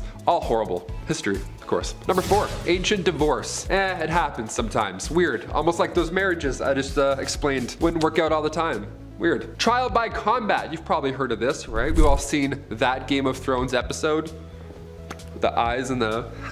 Yeah, that's a good one. That was the norm, right? You fight for your freedom. But what about divorce by combat? You ever heard of this? If you and your significant other weren't getting along back in the dark ages, instead of dishing out thousands on couples therapy and signing all that paperwork, instead you would battle each other in front of a crowd because why not? It's the medieval times. It was an organized event that included restrictions for the husband. Now it's pretty hilarious to think back on, but the husband would have to stand in a hole with one hand tied behind his back, while the wife, soon to be happy ex-wife, ran around in circles around said hole, also carrying a sack full of rocks, hitting the ex-husband with the rocks the whole time. Yeah. Pretty intense and also pretty hilarious to think of. Yeah, that's why you don't cheat in the dark ages, Lancelot. Get out of here. A sack of rocks? Just take the castle, take the horse. I don't care, I'm out. I'll sign anything. I'll stamp anything. Number 3, the Battle of the Stray Dog. Okay, now we're gonna go back into some weird battles that we probably missed in school. I grew up with dogs my whole life, okay? It's stressful at times. You open the door for a second and all of a sudden your furry friends are running down the street after a blue jay and your heart's racing. Since the Second Balkan War in the early 1900s, Greece and Bulgaria were going head to head, right? At this point, there was a lot of conflict, a lot of emotions, tensions were of course high. But come October 1925, things finally escalated even more. A Greek soldier was chasing after his dog, who just decided to bolt randomly. But in doing so, he accidentally crossed the border into Bulgaria. So he was shot at, right? It was scary. The Greeks at that point were beyond upset, so they marched into Bulgaria and soon began a full-on war. All because of this dog, who saw a blue jay probably. By the time the International Committee negotiated a ceasefire to clear up the obvious misunderstanding, 50 people had already lost their lives. So yeah, keep those leashes on, please, unless you're in a off-leash dog park, because you might start a war. You never know. Number 2, the Battle of Los Angeles. Of course, I have to mention this battle. This one's a little bit different, but you know, maybe some UFO stuff going on here. The Battle of Los Angeles, otherwise known as the Great LA Air Raid, happened during World War II, right at the end of February 1942. This event, first of all, it took place only a few months after the Pearl Harbor attack. So yeah, everybody was of course immensely stressed out at this point. And then something like 25 enemy aircraft was then spotted flying over LA. in the late hours of February 24th. So now everyone's freaking out. Air raids went off, blackouts were in effect. This was not a drill, right? Artillery fire, machine guns, anti-aircraft shells. In total, around 1,400 shells were all fired off. 2 people had heart attacks. 5 people died in total from this retaliation, and it was all a false alarm. Yep. A press conference was held by the Secretary of the Navy, Frank Knox, and he called the incident war nerves. Yeah. Oops. Thought I heard a noise. My bad. We'll just close that. No one touches anymore, I guess. War nerves. And finally, number 1, Battle of Zappolino. This one is pretty epic, okay? All over a bucket. Turning the calendars back to 1325, the Battle of Zappolino, it was a large-scale event all over a tiny bucket. And no, I'm not joking. The War of the Oaken Bucket. Now this war consisted of 2 Italian towns, Bologna and Modena. Now it all kicked off when soldiers from Modena snuck into Bologna with intentions to steal the wooden bucket from the city's well. Right? Resources were sparse back then, of course, so the Bolognese declared war, and then they sent in an invading force of 30,000 foot soldiers and 2,000 cavaliers. The city of Modena had a smaller army. They had 500 infantrymen and only 2,000 cavalry forces. But the thing is, those guys still won. They chased the larger army back to Bologna while destroying towns in the process. Now some recall them bringing the bucket back just to taunt the city, but right now the bucket is currently on display still in Modena, so it ended up finding its forever home there. And you can go check it out if you want. That many people kicked the bucket over this bucket. History is strange, my friend. Kicking off the list at number 10, the Battle of Hastings. Okay, we look back at jesters and jugglers of the Dark Ages, and we laugh. We chuckle a little bit, rightfully so. The earliest accounts of the fool go back to the 11th century. It was one of the best jobs to have, despite how, Game of Thrones made jesters look. It was an honorable job. The fool's payment also was no joke, my friend. Roland Le Petour was rewarded with 30 acres of land from King Henry II, so long as he kept farting and juggling. Not a bad gig. Don't let looks deceive you, however. During the Battle of Hastings in October 1066, it had one of the most badass minstrels I have ever heard of. No jokes with this guy, that's for sure. Now for starters, this was the same battle where William the Conqueror defeated King Harold. Historic, of course, one of the bloodiest battles in history.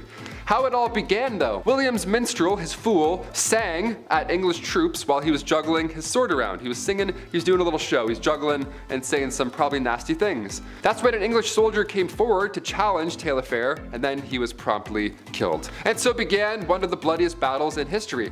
Yeah, he taunted them until they made the first move. Is that allowed? I'd be so upset. I'd be upset. Number 9, Malin Matsdottir. On part 1, we had a few cases where women were found guilty of practicing witchcraft. Of course. Now this was a common theme for the Dark Ages, sadly, but it's one thing for a town to randomly turn against you out of the blue because they're spooked, whatever the case, but imagine your family, someone who actually knows you. That's exactly what happened to Malin Matsdottir. She was a Swedish widow, and her own daughter told everybody in town that she was a witch. Yeah, she was the last victim of the Great Swedish Witch Hunt in 1676, also known as the Great Noise. Malin goes down in history because 1, it was thankfully one of the last, but 2, she never admitted. No way. She's like, nope, I'm not a witch.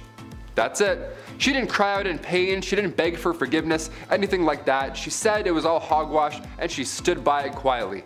Her daughter was actually later found guilty of perjury, so she too met a similar fate. Don't talk smack about your mothers. Number 8, toilet trouble. What a transition. Here on Bumblebee, we've talked a lot of smack about ancient toilets. God, they were so bad, I can't. I would never. I would hold it for 36 years.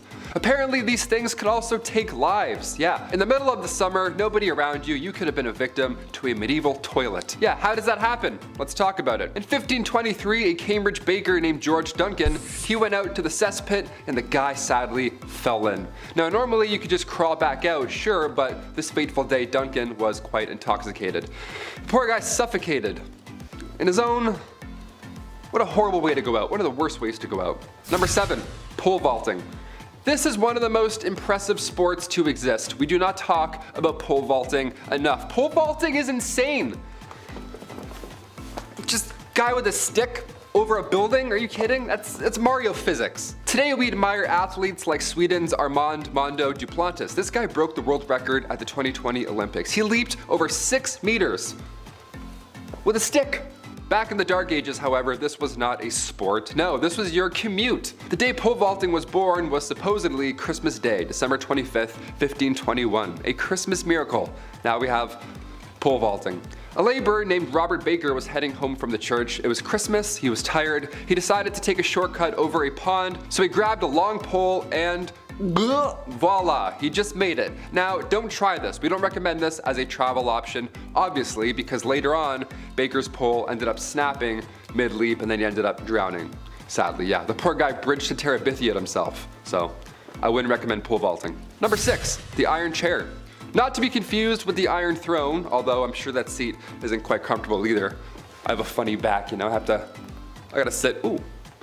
There we go. Heard a crack in the mic. The iron chair was a device used in medieval punishments. Yeah, it sounds crazy to say, but this one seems more tame compared to some of the other devices used, you know? Like I mentioned the ducking stool in part 1. That was bad. This one's more Viking. This one's actually pretty brutal. These spikes don't look like much upon first glance, but they easily can poke through your skin. The chair is actually designed to pierce through the skin without hitting any vital organs. So you had to sit still.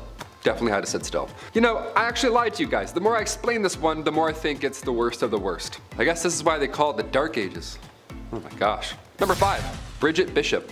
In 1692, 500 people lost their lives due to smallpox. This happened after Europeans brought the disease to North America, and then in result you would get covered in these sores, like pimple-like bubbles. It was horrible, it was really painful.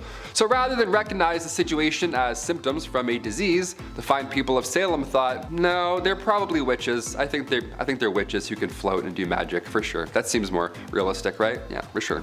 The small Massachusetts village began this wave of hysteria with 2 young women, Betty Paris and Abigail Williams.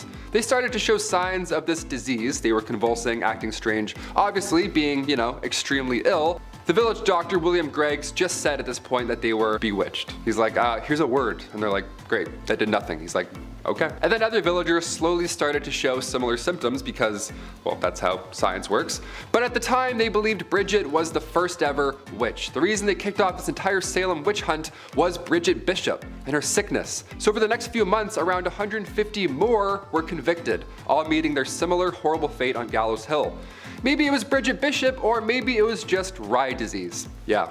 Who would have thunk? Now it's referred to as St. Anthony's fire. You convulse, you experience delusions, everything's similar. It feels like there's bugs under your skin, which is the worst thing I've ever read in my entire life. But these doctors didn't know that at the time. Everyone thought they were all just cursed witches. They were not cursed, they just needed help. It's really just that. Oddly enough, in May 1693, just 1 year later, the Salem witch trials abruptly ended. Huh, weird. Did the town of Salem run out of witches, or did they just run out of contaminated rye bread? I vote the latter. It's probably the latter. Number 4, steal. Don't steal. Please. While it's next to impossible to prove your marriage to somebody back in the medieval days, imagine proving that you're innocent, that you didn't just steal an apple and run it through a village, right? It's also really tough to catch a thief. No alarms, no cameras. It was literally like Assassin's Creed. Just throw your hood up, grab an apple, and then sprint into the woods for 30 minutes and hope for the best. Hope an arrow doesn't go brrr on the way out. That's really it. The markup for stealing was also pretty wild for the time. It kind of had to be. If you stole something worth half a mark in Danish-controlled parts of England, you would be fined 80 times that whatever you stole. So you better be a track star. You better have one of those pole vaults handy, my friend. Each ruler had a different way of dealing with theft. It wasn't all the same. So you may have gotten off lucky sometimes. Sometimes, maybe, depends. Again, I'm talking about a time where people believed in witches. People who made ducking stools. They made fun new methods for punishing one another. So, you know, who's to really say? But depending on where you got caught, you might lose a body part or you might just get a slap on the wrist. The reality is, more often than not, anything over half a mark often resulted in death as a punishment. Number 3, coffins. Now when you hear the word coffin, odds are you're thinking of vampires or, you know, some dude like this in a wooden box, uncomfortable. Coffins in the medieval times are a little bit different. They're outside the front of the castles, these cages, they're usually, you know, hanging off of some dainty, like street light looking thing. Usually a crow is pecking away at a skeleton. It's haunting. Those cages are coffins. The victim was placed inside said cage and the period of time they're kept there depends on your crime. Now, of course, people were left there to die a lot, but instead of sharp metal or a rusty chair, people would burn in the sun and then starve to death until animals or birds finished them off. But here's the kicker. Yeah, it gets worse, believe it or not. While these coffins would be placed in open, hot areas, a lot of the time, more often than not, they would be placed in public areas. So crowds would gather, they would talk and then throw stuff at the victim while they were serving their time day after day. Even though you weren't sentenced to death, the town may just vote otherwise. Number 2, animal witches. Okay, if you have any pets watching this video, get them out of the room. Cover their little fluffy ears for this. I don't want them getting any ideas. One of the craziest things about looking back to the Salem witch trials has to be that animals were also found guilty of witchcraft. Yeah, like a pig went to trial. Actual court. Grown adults would show up for animals. I'm dead serious. They would accuse animals of witchcraft and wizardry. Yep. I wonder what house this pig would belong into. I vote Slytherin. No better sous chef than a golden retriever, in my humble opinion. But to be fair, Air Bud played like 9 different sports, so, you know, it could have happened. On the official list of victims from the Salem witch trials, 2 cats were accused, as well as 2 dogs. That's unbelievable. These villagers, their mindset was, if their pet was behaving strangely, it must mean that they're working with witches in the middle of the night. Why, of course, why else? What, are they hungry or thirsty? Pfft, no, they're for sure witches. Villagers believed witches traveled at night not by broom per se, but by riding on the back of their pets. Yeah, it wasn't just dogs either. They thought that witches rode cows, pigs, wolves, dogs, even turtles. Imagine a witch riding a turtle. She would be so late to that cauldron cook-off. And finally, number 1, Giles Corey. So after part 1 and now part 2, we can safely conclude that the Salem witch trials were a bunch of bull. Yeah, a bit of bogus, I'd say. Out of the 27 people who had their lives taken away from them during the 1692 trials, 19 were hanged, 17 passed away in prison while serving their sentence, you know, being a witch and all. But the very last victim, Giles Corey, he refused to plead either innocence or guilty, and the law at the time states that you can't be tried otherwise. So they had to try and punish it out of Giles. They had to try and get him to confess, so that they can take his land. Yeah, they used brutal measures as well. They laid a heavy board on top of the 81-year-old Giles Corey, and then over the course of 2 days, boulders were slowly added, making the weight more and more unbearable. They were hoping at this point that Giles would admit something, but every time they asked him anything about being a witch, Giles responded with the same sentence. He just responded with, "More weight." Yeah, keep them coming, he says. What a champ. After 2 days of this punishment, this excruciating pain, Corey did in fact pass away still in full possession of his estate, which then went to his son-in-law. Now, if he had been found guilty, the government would have taken that from him. So he sadly did the best thing he could have long-term for his family at this point, by not admitting. I mean, he had to deal with some of the dumbest and most cruel people that ever walked Salem. It's pretty much just that, nothing to do with Giles or his choices. It's just, hey, check out how insane this town was. Yep, that's history. Number 10. John Mack. In the early 90s, a Pulitzer Prize winning psychologist named Dr. John E. Mack made the jump from diagnosing ordinary psychological conditions to researching apparent alien abductees and their stories and experiences surrounding UFOs. Yep, Google it up. It's actually terrifying and very real. Apparently, cases studied by Mack and abductions sometimes get involved with hypnosis. This guy was a tenured professor since the 50s at Harvard. He did his research. The UFO abduction rabbit hole led him to interviewing and studying more than 200 people who insist that they were taken. At first, he was trying to crack the psychosis of the subject, but after studying and funding from the Rockefellers, private donors, and universities, he wrote numerous books on the phenomena and its strangeness. Again, tenured and Pulitzer Prize winner. He sadly passed in 2004 from a drunk driver. His life and death holds heavy conspiracy debate around it. Check it out. It's a little bit strange. Number 9, Sophia. We've seen her on Fallon, we've seen her on breakfast television. She still looks like a bad cyberpunk character, doesn't she? Sophia by Hanson Robotics, the most advanced human-like robot that we have. Well, actually, this is like their 12th one. This is the world's first robot citizen. Literally. Not only is she considered a citizen, she has a credit card and a seat in the UN. Like what? In 2016, Sophia premiered on the Jimmy Fallon Show playing rock, paper, scissors. Yeah, simple stuff. 2 years later, she's harmonizing with Jimmy live. Also, they didn't sing Mr. Roboto. Like, I just feel like that was a huge missed opportunity there. Like, where are the writers, dude? I've seen the Terminator and Ex Machina, and at the Web Summit presentation in 2018, Sophia and her brother Han glitched out on stage and had a terrifying, cryptic, non-coherent conversation, joking about ending the world. Yeah, it's horrifying. You gotta check it out. Dude, I feel like Furbies were their first try, and now they got these like Brat Dolls mini Sophias coming out soon. Like, where's this going? Number 8. Arthur Flowerdew. James Arthur Flowerdew was born in England in 1906.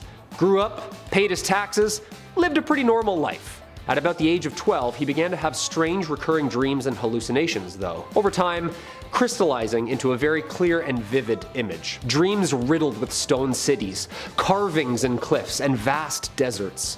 He didn't understand what it all meant. One day, as an old man, he was watching a documentary on the BBC on the ancient city of Petra in Jordan. He was stunned.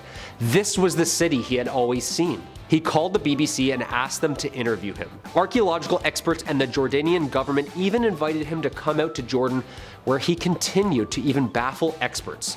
Flowerdew was able to find his way around the city without a map, giving precise details on landmarks and even pointing out undiscovered locations. Yeah, here's the scary part. After all of this, he was convinced that he had lived an entire previous life in ancient times and was reincarnated in the 20th century. Number 7. Proctor's Ledge. Over 1,000 documents from Salem's witch trials, yet none of the accounts actually specify where the hangings took place. For more than 300 years, it was believed that the 19 people who were accused, tried, and executed in the Salem witch trials of 1692 were hanged at the summit of Gallows Hill. Maps of 1700 Salem show Gallows Hill marked out, but no actual marker of the execution site. That's odd. A team of researchers began to reconsider the evidence in 2010 and eventually concluded it was the right spot. Yeah, oopsies. Actually, the real execution spot was called Proctor's Ledge. Also, eerie name for where they hang people, isn't it? It was confirmed in 2016 by scientists after ground-penetrating data and writings from 1692 that it wasn't the actual location of the brutality. I know what you're thinking. It's named after John Proctor. No, it's not. However, really odd timing, as he was one of the witches accused of witchcraft. Locals say that the ghost named the Lady in White visits Proctor's Ledge often, which now makes sense with the whole "we found the right spot" stuff. Visitors claim to have caught sightings of her and even catch her disembodied voice. Yeah. Number 6. Props. Elmer McCurdy was an American outlaw, running with a small crew, banking and train robbing the Wild West until he was killed in a shootout with sheriffs after robbing a Katy train in Oklahoma in 1911. Famously known as the bandit who wouldn't give up, his mummified body was first put on display at an Oklahoma funeral home before being an amusement, traveling carnival show to carnival show during the 1920s right through the 1960s. After changing ownership several times, McCurdy's remains eventually wound up at the Pike Amusement Zone in Long Beach, California. His corpse was then used as a prop, but then discovered by a film crew on a set of The $6 Million Man. They were positively identified in 1976, and the following year in 1977, Elmer McCurdy's body was finally laid to rest at the Summit View Cemetery in Oklahoma. McCurdy's fingers were apparently so damaged that detectives couldn't even pull a fingerprint.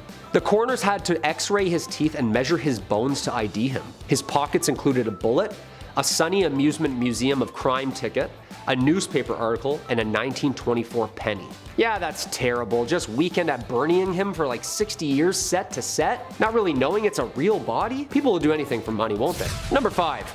Operation High Jump. Operation High Jump, officially named the United States Navy Antarctic Developments Program, launched in 1946 to 1947, an operation to establish an Antarctic research base organized by Admiral Richard E. Byrd. High Jump included 4,700 men, 13 ships, and 33 aircrafts. The war's end signaled the onset of the atomic age and a desire to secure supplies of uranium. With its almost unlimited mineral deposits, the largely unexplored territory of Antarctica was just the prize. It commenced 1946 and ended in late 1947. Or did it? Also known as Task Force 68, Byrd and his team established the Little America 4 base near 3 previous bases in the ice. The frozen aircrafts would photograph as much of the Antarctic's land surface as possible during this 3-month operation. Seems like the public thinks that High Jump could have been more fishy than we think. Seems like skeptics are leaning towards more of a secret military expedition to the center of the Earth type stuff. Yep. Apparently there's a mouth to the center of the planet in the Antarctic, and there was a secret race to find it. High Jump is still today at the mercy of the internet on whether or not it was a legit project or a secretly funded scientific expedition. Google it up. It's pretty wild and very real. Number 4. Ouija boards. Popularized by teens in the 1970s, the Ouija board has earned its reputation over the years. Created almost 100 years before its heightened popularity, the year is 1891, and as the first ads started to appear in papers claiming, quote, Ouija, the wonderful talking board, the title from a Pittsburgh toy and novelty shop. The first paper described it as a magical game that answered questions about the past, present, and future with marvelous accuracy. A flat board with the letters of the alphabet configured in 2 semicircles. Above, the numbers 0 through 9, the words yes and no in the upper corners, goodbye at the bottom. No batteries included nor needed. Now, the origins are pretty messy, and it's hard to kind of pinpoint who or what inspired these early attempts at this game. It kind of just appeared on shelves. No, literally. The Kennard Novelty Company exclusively made and marketed these talking boards, and apparently the lore goes that one of the designer's sisters was a medium and asked the board what it would like to be called. It responded, Ouija, followed by, good luck. Well, that's absolutely terrifying. At least good sportsmanship though, right? Yeah, I've never played with one of these, nor will I ever. That's a no-brainer for me, 100%. Number 3, the Philadelphia experiment. I pray that this one is a hoax because there's a lot of documents that relate to this subject around the time that don't really seem to add up. The Philadelphia experiment was an alleged event witnessed by Carl Allen and the United States Navy shipyard in Philadelphia, Pennsylvania in October 1943. Allen describes an experiment where the US Navy attempted to render itself invisible, cloaking the destroyer the USS Eldridge, and the bizarre scientific results that followed. On Allen's account, the destroyer successfully made itself invisible, but the ship inexplicably teleported to Norfolk, Virginia for several minutes and then reappeared back in Philly. Sounds pretty cool, right? So what's the catch? The ship's crew was supposed to have suffered various side effects, including insanity, intangibility, and being frozen in place. Like people stuck in the walls and stuff. Stuck in the floors like this is a scene from Jumanji. Terrifying. The story surfaced in the late 1950s when Allen sent a book full of handwritten letters referring to the experiment to a US Navy research organization. The US Navy maintains that there has been no such experiment ever conducted and that the details are highly exaggerated and falsified. Dude, I hope so, because this is horrifying. Number 2, wow. In a 1959 paper, Cornell University physicists speculated that if an extraterrestrial civilization was attempting to communicate with us using radio signals, that they might use a frequency of 1420 megahertz, which is naturally emitted by hydrogen, the most common element in the universe. In 1973, Ohio State University assigned the Big Ear to the scientific search for extraterrestrial intelligence. 1977, Jerry Amon, a SETI volunteer astronomer, was analyzing data and spots a series of signal intensities and frequencies that left him and his colleagues astonished. The WOW signal was the first signal detected from Earth. The signal came from the direction of the constellation Sagittarius. Amon discovered the anomaly. Impressed by the result, on the computer printout he circled 6EQUJ5 and wrote 3 letters beside it. Wow. Leading to the event's famous name. The signal lasted for a full 72 seconds, and it remains today as the strongest candidate for an ET radio transmission ever detected. And number 1, of course, the USS Cyclops. Launched in May of 1910, the USS Cyclops was a Protus-class collier built for the United States Navy, a huge cargo ship designed for transporting coal. In 1918, the cursed vessel left Rio de Janeiro, heading for Barbados, right around a certain dangerous triangle. Unfortunately, the Voyager was never to be seen again.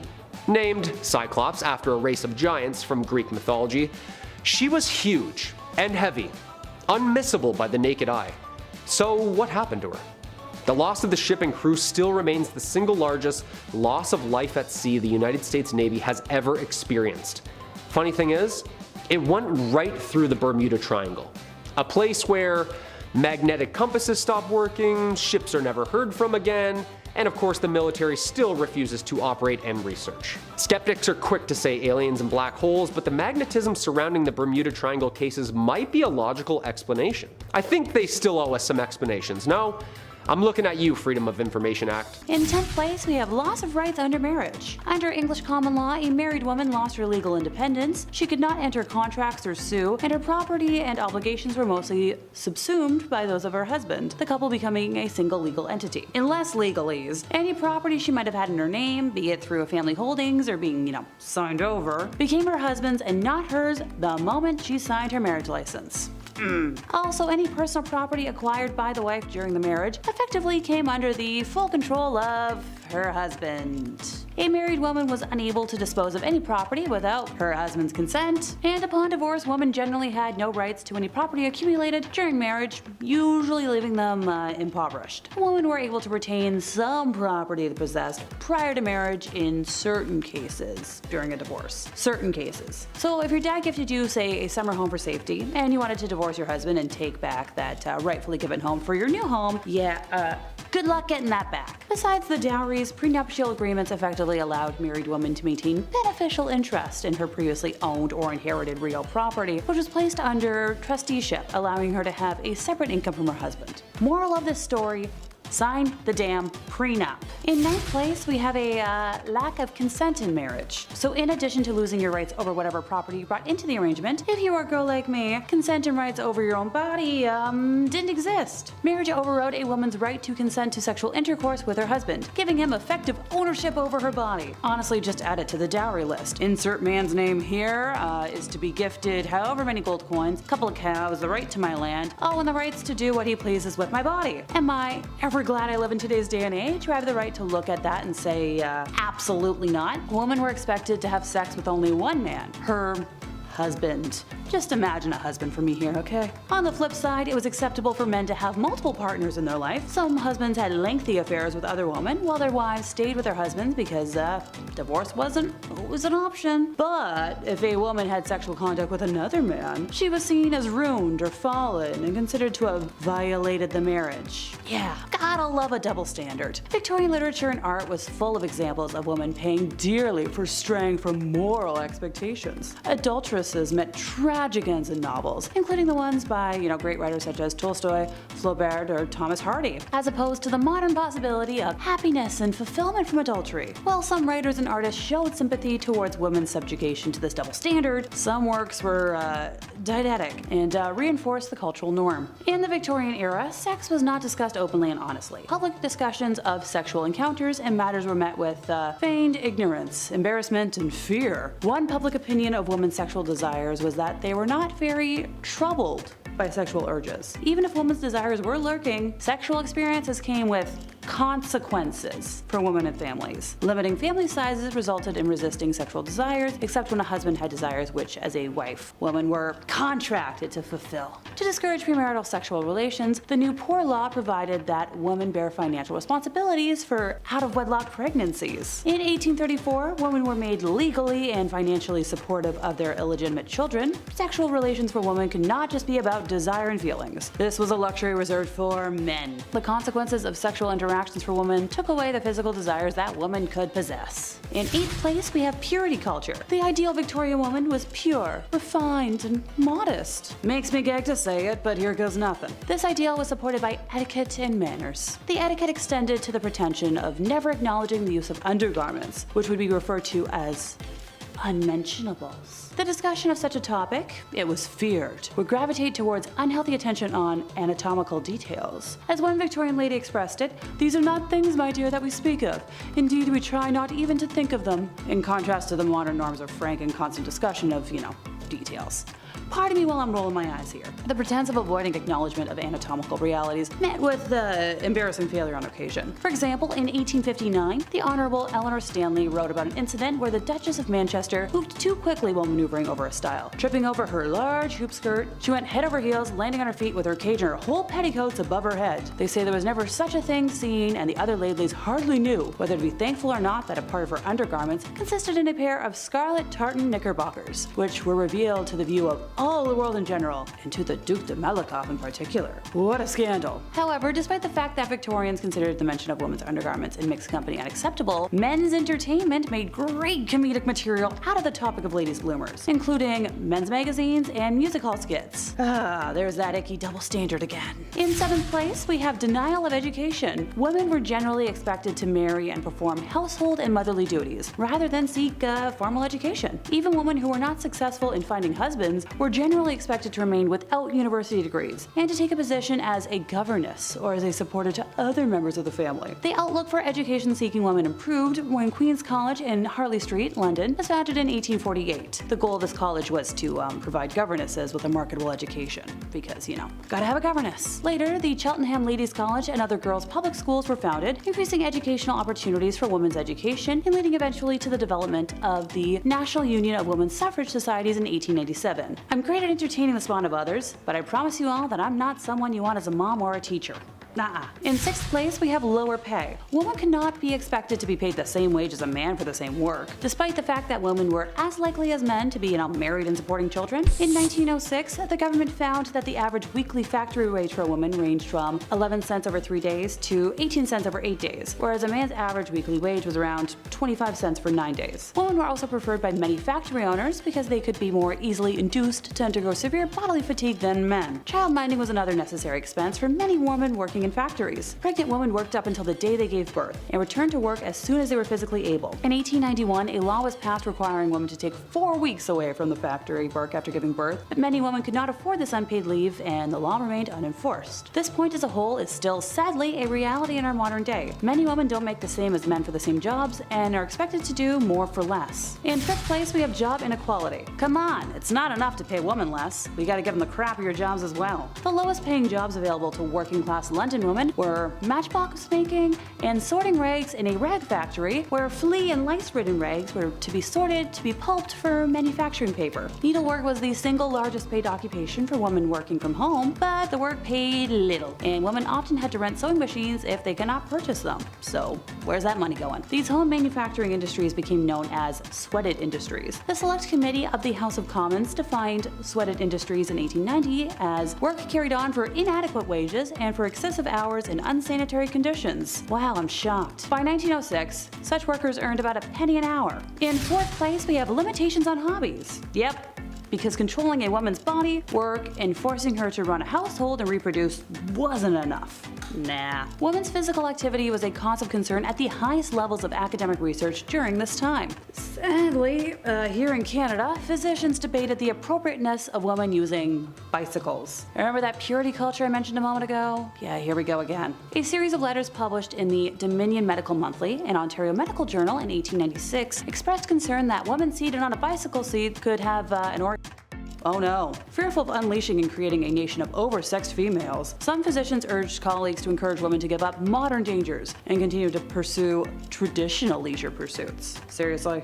However, not all medical colleagues were convinced of the link between cycling and and this debate on women's leisure activities continued well into the 20th century. In the early part of the 19th century, it was believed that physical activity was dangerous and inappropriate for women. Girls were taught to reserve their delicate health for the express purpose of birthing healthy children, and one of these considered benefits of the corset was to restrict respiration. Don't worry, I'll get back to corset hell and myths in just a moment. Furthermore, the physiological differences between the sexes helped to reinforce the societal inequality. An anonymous female writer was able to contend that women were not intended to fill male roles because women are, as a rule, physically smaller and weaker than men. Their brain is much lighter, and they are in every way unfitted for the same amount of bodily or mental labor that men are able to undertake.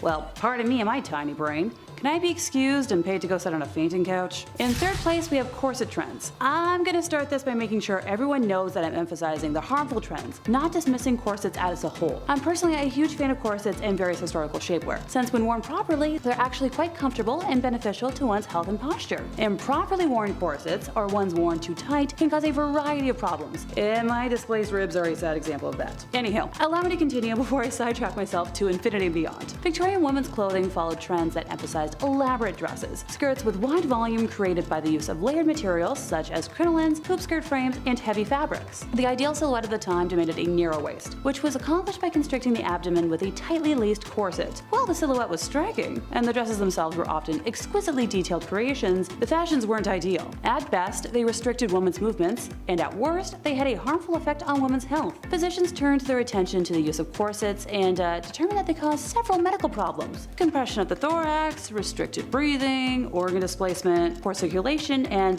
prolapsed uterus. Oh no, can't harm that baby-making factory. Articles advocating the reform of women's clothing by the British National Health Society, the Ladies' Dress Association, and the Rational Dress Society were reprinted in the Canada Lancet, Canada's medical journal. Nowadays, corsets are a choice, not a necessity, and I often prefer them over the more popular underwire bra. In second place, we have Magdalene Asylums. So Magdalene Asylums, also known as Magdalene Laundries, were initially Protestant, but later mostly Roman Catholic institutions that operated from the 18th to the late 20th centuries to house fallen women. The institutions were named after the biblical figure Mary Magdalene, who in earlier centuries characterized as a reformed lady of the night. The term referred to female sexual promiscuity or work in undesirable fields, young women who became pregnant outside of marriage, or young women who just didn't have familial support. They were required to work without pay. Apart from meager food provisions, the institutions operated large commercial laundries, serving customers outside of their bases. Many of these laundries were effectively operated as penitentiary workhouses. The strict regimes of the institutions were often more severe than those found in prisons. This contradicted the perceived outlook that they were meant to help women, as opposed to punishing them. The last one known closed only in 1996, which is a year before I was born, so they went on for way too long. In our first place, we have Woman of the Night. During the Victorian age, women selling their bodies was a wide-scale problem in Britain. The very essence of it went against every moral value that was promoted during this time. Values such as, chastity, prudence, and grace were dismissed and disregarded by fallen women. These women were led into this line of work for varying reasons, the most prominent being, social and economic concerns. Upon entering into this world, there were several different avenues that could be taken by women, including military encampments, brothels, and street walking. The number of women participating in this trade during the Victorian age was staggeringly high. Although London police reports recorded that there were approximately 8,600 women of the night known to them, it has been suggested that the true number during this time was closer to 80,000. As a result, concerns were raised, and the prominence led to several government acts. Goodness forbid a woman try and make money for herself on her own terms through selling something that would already be part of a dowry. This act would allow women to barter within the marketplace without influence of men who would often take their earnings in goods. And that brings us to the end of our list, and I'm sure you can see the smoke pouring out of my ears. Oh gosh, what a scandal. I've been talking about women's undergarments, sexuality, and been paid to do so. I'm definitely a modern gal, and a queer one who is very happy to be living in the time I'm currently in. Sure, things are far from perfect, but I have rights over my body, and marriage is a choice, not a living. Number 10, mummy unwrapping parties. This is, pretty disgusting right off the hop. During the Victorian era, there was a fascination with ancient Egypt and the practice of mummification, because they didn't have Netflix back then, so people gathered to do this. Mummy unwrapping parties were a popular social event where wealthy individuals, they would purchase mummies, and then gather with their friends and family to unwrap them, just slowly unwrapping a person. That's disgusting. These events were often held in the privacy of their own homes or museums and were viewed as a form of entertainment and education. Both, no. Definitely not for both. Guests would gather around the unwrapped mummy to inspect and marvel at the preserved body. However, these events were controversial as they were viewed as disrespectful and unethical by many and if not all people around them, as these mummies were often obtained through questionable means. Yeah, how does that guy end up in London? A pharaoh is now in London? That makes no sense. For sure not where he died. Definitely not where he died. The trend eventually came to an end as archaeologists began to push for more, respectful treatments of ancient artifacts and real people and their remains. What kind of purge party is this? What are we doing here? Can we go home? Number 9, your skin can breathe. This, I don't know, we're all frogs. Little did I know. During this era, there was a widespread belief among scientists, like real scientists, that human skin could breathe. Similar to how lungs inhale and exhale air. Yeah, we could breathe through our skin. That's a fun one. This theory was based on the idea that the skin has pores that allowed oxygen to be absorbed and carbon dioxide to then be expelled. As a result, some people would wear looser clothing and avoid tight corsets to allow their skin to breathe more easily. Literally, to allow you to breathe more easily. That's so gross. However, this belief was eventually debunked as it became clear that the skin does not actually function like a set of lungs. Ha! Who knew? Not me, that's for sure. Nonetheless, the idea of skin breathing persisted in popular culture and language for many years after. There were some believers that are like, no, our hands are breathing. You can breathe through your hands. Number 8, crotchless undergarments. While it may sound shocking, crotchless underwear was indeed a part of Victorian era fashion. It was most common for women, however, it wasn't intended to be scandalous in any way, shape, or form. Rather, it was a practical solution to the difficulties of wearing heavy petticoats and, well, corsets while still needing to use the restroom. Gotta undo a lot of stuff. At first, you're like, this doesn't sound very good. Yeah, it makes quite practical, I guess, if you all have to wear 9 duvets as a dress. It's pretty practical. Though it may seem strange to modern sensibilities, crotchless underwear was a functional and necessary aspect of Victorian fashion. But it was also hiding a little secret. Number 7, hair. Hair everywhere. Yeah, legs, body, you couldn't see anything, so you didn't have to shave anything, right? That's it, problem solved. During the Victorian era, it was not common for women to shave their legs or their bodies at all. This hadn't been invented yet, I don't know. The concept of hair removal was considered inappropriate, actually, and it was considered to be associated with the lower class. Yeah, so keep it thick. Women's clothing at all time was designed to cover most and all of their bodies, which meant that their hair was usually not visible. Nice. Moreover, using razors or other hair removal methods was also considered too bold or even unhealthy back in this era. See these creams back in the Victorian era, they were quite unsanitary. It was one thing putting it on your face, but removing hair in tender other areas, that of course could lead to infections or other health problems. It wasn't until the 20th century that hair removal became more accepted and even popular, especially with the rise of shorter hemlines and more revealing clothing. Yeah, we'll shave it up a little bit, sure, why not? Number 6, lice everywhere. Lots of hair, therefore lots of lice. They go hand in hand. Sadly. During the Victorian era, lice were a significant problem due to poor hygiene and living conditions. Lice infestations were common among both the rich and the poor, so there's no getting away from this one. Many people suffered from itching, rashes, and infections caused by these little nasty parasites. Families had to use various remedies such as vinegar and kerosene in any attempt just to try and kill these little suckers. Some people needed special combs to remove lice and their eggs, gonna throw up, from their hair. Now, despite efforts to control the eggs and the lice problem in their scalp, the problem persisted throughout the Victorian era. It was tough, right? It wasn't until the early 20th century with the, improved hygiene practices and the development of insecticide that lice infestations became less common. Yeah, we missed that. We were almost buggy in our hair. Close. Number 5. Bleach mask. Madame Rowley's toilet mask. Where do I begin with this one? It's kind of fun, kind of terrifying to look at. At first I thought this was a mask you had to wear to go to the bathroom, but no, that would have been a bit better, a bit cooler. Just a Jabberwocky mask for no reason. Compared to everything else on this list, I was like, sure, people would do that. Why not? A toilet mask was a natural beautifier for bleaching and preserving the skin. Even removing complexion imperfections. Yeah, all that happening under one Jason Goalie mask. What a treat. What a miracle, rather. You'd only have to wear it 3 times a week and then voila, you were beautiful. Turns out, lead cosmetics pasted onto a mask and then onto your face 3 times a week, that was not beneficial for your health. Yeah, who knew, right? Smelled so healthy. We didn't end up looking younger, we ended up poisoning our faces, all in the name of beauty. But just wait, it gets worse. Number 4. Toilet troubles. The bathroom. Another dangerous reason why we can't use it. Victorian era was unsanitary, to say the least, but it was also dangerous in ways that you wouldn't expect. One of the greatest Victorian inventions was the bathroom, but it took a few tries to figure out the whole methane gas problem. Spontaneous combustion of the bathroom was weirdly common, and now I have a new fear. Flammable gases like methane and hydrogen sulfide, they would build up over time in and around human waste. Human waste would build up over sewers and eventually would back up into your homes in that era. So next thing you knew, you're lighting a candle and, well, your bathroom and your entire life is gone, just like that. And you didn't even get to go to the bathroom. That's it. It's the worst part. Number 3, hot, dry summers. In the summer of 1858, London was hit by a severe heat wave, causing the Thames River to dry up and then release a strong odor of sewage and rotting matter and feces. Anything that's in that water is now just sitting out and about. So you can only imagine. The stench was so unbearable that it made people sick. It disrupted businesses in the area.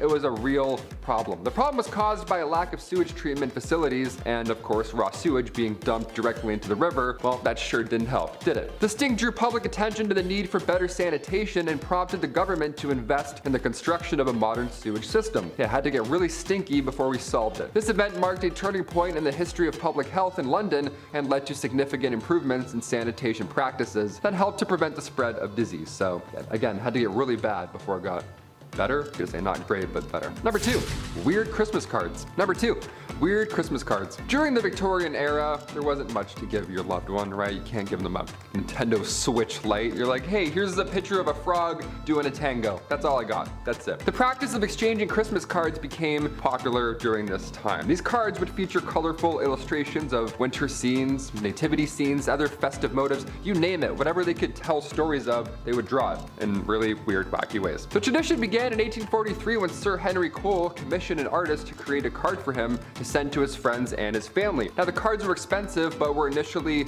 only affordable for those wealthy folk. But as printing technology improved, they became more widely available. So score. Now you get to tell your loved ones how you actually feel with a wacky guy playing a tambourine. Victorian Christmas cards often featured sentimental messages and elaborate designs, and they became an important part of the holiday season, where we get it from today. All that pressure to write a little something something comes from that era. Today, vintage Victorian Christmas cards are highly collectible and are appreciated for their beautiful artwork. Beautiful, I guess, art is subjective. And its historical significance is rather amazing. I don't know. If you have one of these, don't throw them out. Don't make fun of them. Just frame it and then sell it for $1 million in like 10 years. There you go. And finally, number 1, beauty patches. In the Victorian era, beauty patches were a popular trend among women of high society. They were these small black patches that were applied to the face as a way to accentuate certain features and draw attention to the wearer, the pale Victorian complexion. The patches were made of silk or velvet and were often cut into fun shapes like hearts, stars, or crescent moons, right? It's like the scene kids back then. They're like,